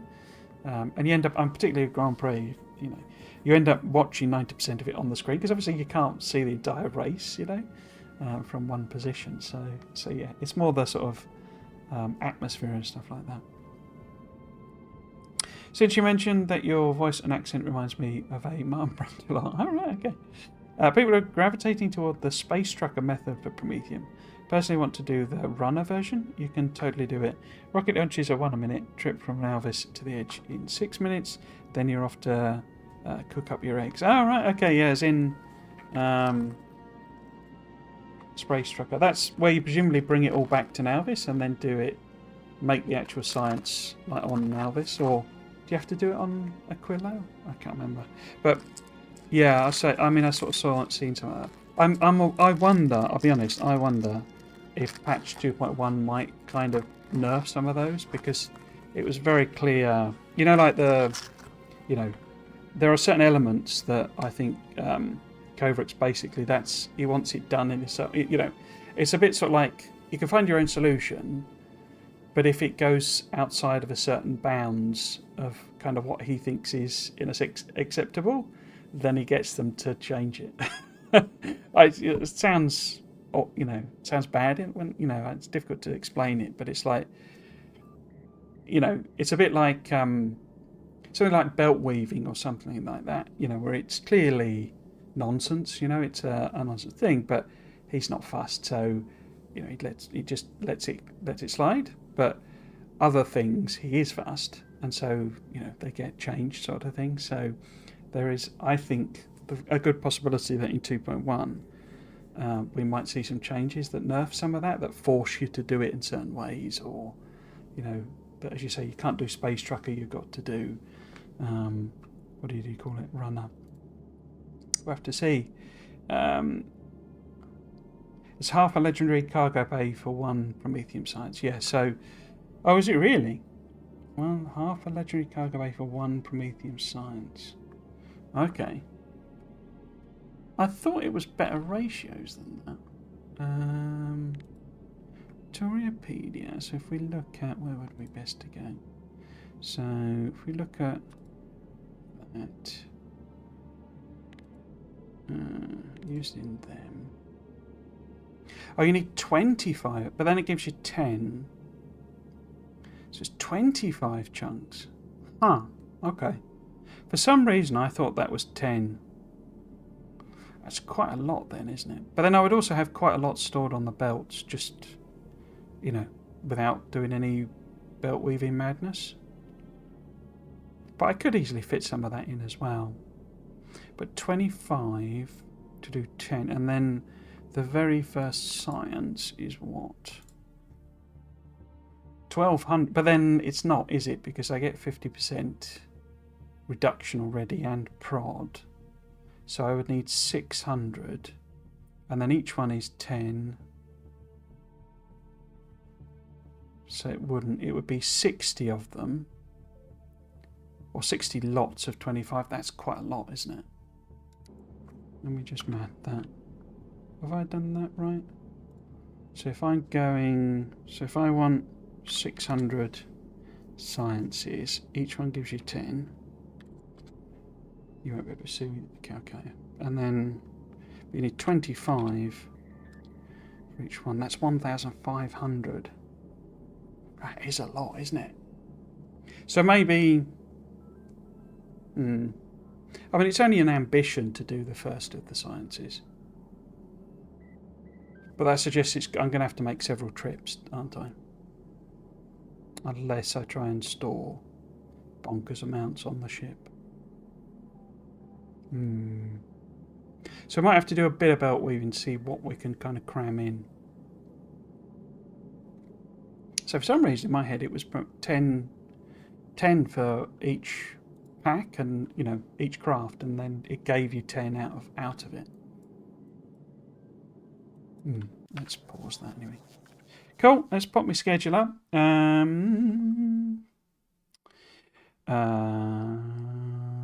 I might have to increase my egg production a lot. Oops.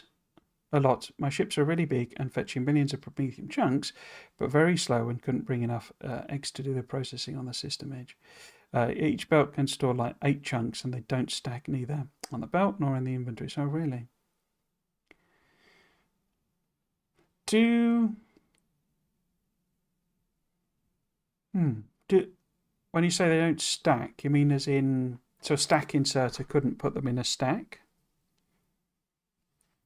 Or is that a way of sort of cheating? Because I could rig up some logic to the... Although the stack inserters don't swing unless they've got a stack, do they? Because I can get rid of the other stuff, just chuck it overboard. I'll have to see. But then I say the ambition really, what I'm hoping we'll do tomorrow is test out a run rather than actually harvest it. And then next week I'll probably be, refining and refining the design and maybe trying to make the science pack. Because that would then take me into what? Because that's the last weekend. Well, it depends how you take it, basically. But there's no time limit on this series. But it would just be nice to start February, switching it to the other streams I want to do. Anyway, only over one each slot. Okay. Yes, so the plan is to just keep going with this until, I say, my only definite thing I got to do is hit the solar system edge, upload my save to the galaxy and all that sort of stuff. But I would quite like to try and make a Prometheum science pack. Once that's done, I will be calling this quits. I may well play on. I had no intention of doing mega basing or anything like that, but as I say, I've been enjoying messing around on Nauvis no end. So yeah, I may just keep going with it. Maybe bring it back or something like that. But the plan then basically is to switch to doing alternate weeks. I'll be doing a brand new playthrough of Satisfactory. I have not played it since it came out in 1.0, so that will be a bit of a discovery for me. We'll have to see whether I do actually enjoy it. I'm hoping they've reduced the requirements on some of the later techs, that it's not quite so insane amounts of production just to make one simple thing. But we'll have to see. And so we'll be playing that, as I say, hopefully in February, depending on how this goes. But in terms of the Factorio stream, we will still be streaming Factorio, but we will switch to doing a vanilla version 2 playthrough. With the exception, not quite though, that's not quite right, is it? It'll be version 2, but I will be messing about with quality. So it will be version 2 with quality. I probably also have elevated rails on it, just so that I can get some practice on those and hopefully build myself some blueprints, because I've struggled a bit, I must admit, with the elevated rails. I think they're so cool as a concept. I think the way they've been kludged into the game makes them tricky to work with, and that having some blueprints is probably more of a way to go, I think, with them. But yeah, so we'll probably have elevated rails on as well, but definitely quality. And the other thing I will be trying to work out, because of how I've been, I think what's it called? The pink icons. I forgot the name. The parameterization. So I think parameterization will answer a lot of problems I have with repeating certain things and doing certain things over and over again. So I'm really keen to learn how to do the parameterization and start using it. Start again building up some blueprint libraries of things I can use. So yeah, those are the kind of two goals for that follow-up. Also, just to see how does version 2 play now. If you've not got Space Age, although that won't quite work. I'm actually wondering, with particular quality, whether I add it in later. So I'll basically do a playthrough, maybe with elevated rails, but maybe not use them or minimize the use, sort of thing. And then kind of add those both in once I've won it, sort of thing, because I do just want to see what version 2 plays like now. But yes, so those are the plans: Satisfactory playthrough and a version 2 run. I'm sure we will then at some point return to Space Age, once I'm a bit more familiar with, and that I've got some basic blueprints on the go. I think. Yes, so those are all the content plans. Eventually, videos will return on the YouTube channel. I have been, as I say, writing scripts, but this week was atrocious for me. As I say, after last Sunday, I think I just ended up exhausted. And this week, so I've been playing the game, but I haven't even been mentally capable of writing anything. So yeah, eventually they will return, but not yet. Cool. If you wanted to catch up on all my other stuff, so where's the thing here? So we've got, if you're on YouTube, you can also watch on Twitch if you prefer there, and vice versa. If you're on Twitch and you prefer to watch on YouTube, you've got the options there because I use Restream. But I'm also on Blue Sky, Twitter, and there's also a Discord. Particularly actively on the Discord, but it's always there if you wanted to, and you can kind of follow me on those. And I post mostly when I'm going live. I'm going to try and start doing, in particular, a bit more promo on the stuff and posting about things. I'm quite keen to use. I started using the community board quite a lot last year, and it was quite fun to do. It's like having a little mini sort of semi-blog. But then when all the Friday facts dried up and I didn't have anything left to talk about, and having had lots of triumphant, number of subscribers and followers and stuff posts, the fact that it's then kind of tanked after the Friday facts wasn't something I wanted to talk about, but there you go. So I think that's everything. So we'll be back tomorrow with continuing the design work on this platform. Hopefully get to give it a bit of a test run and see where it's all, see where all the flaws are, and maybe look at fixing some of those. So if you have been watching, I hope you've enjoyed it and you might consider coming back for another one. I've been Trismegistus. This has been Factorio Space Age. Thanks for watching. Cheers.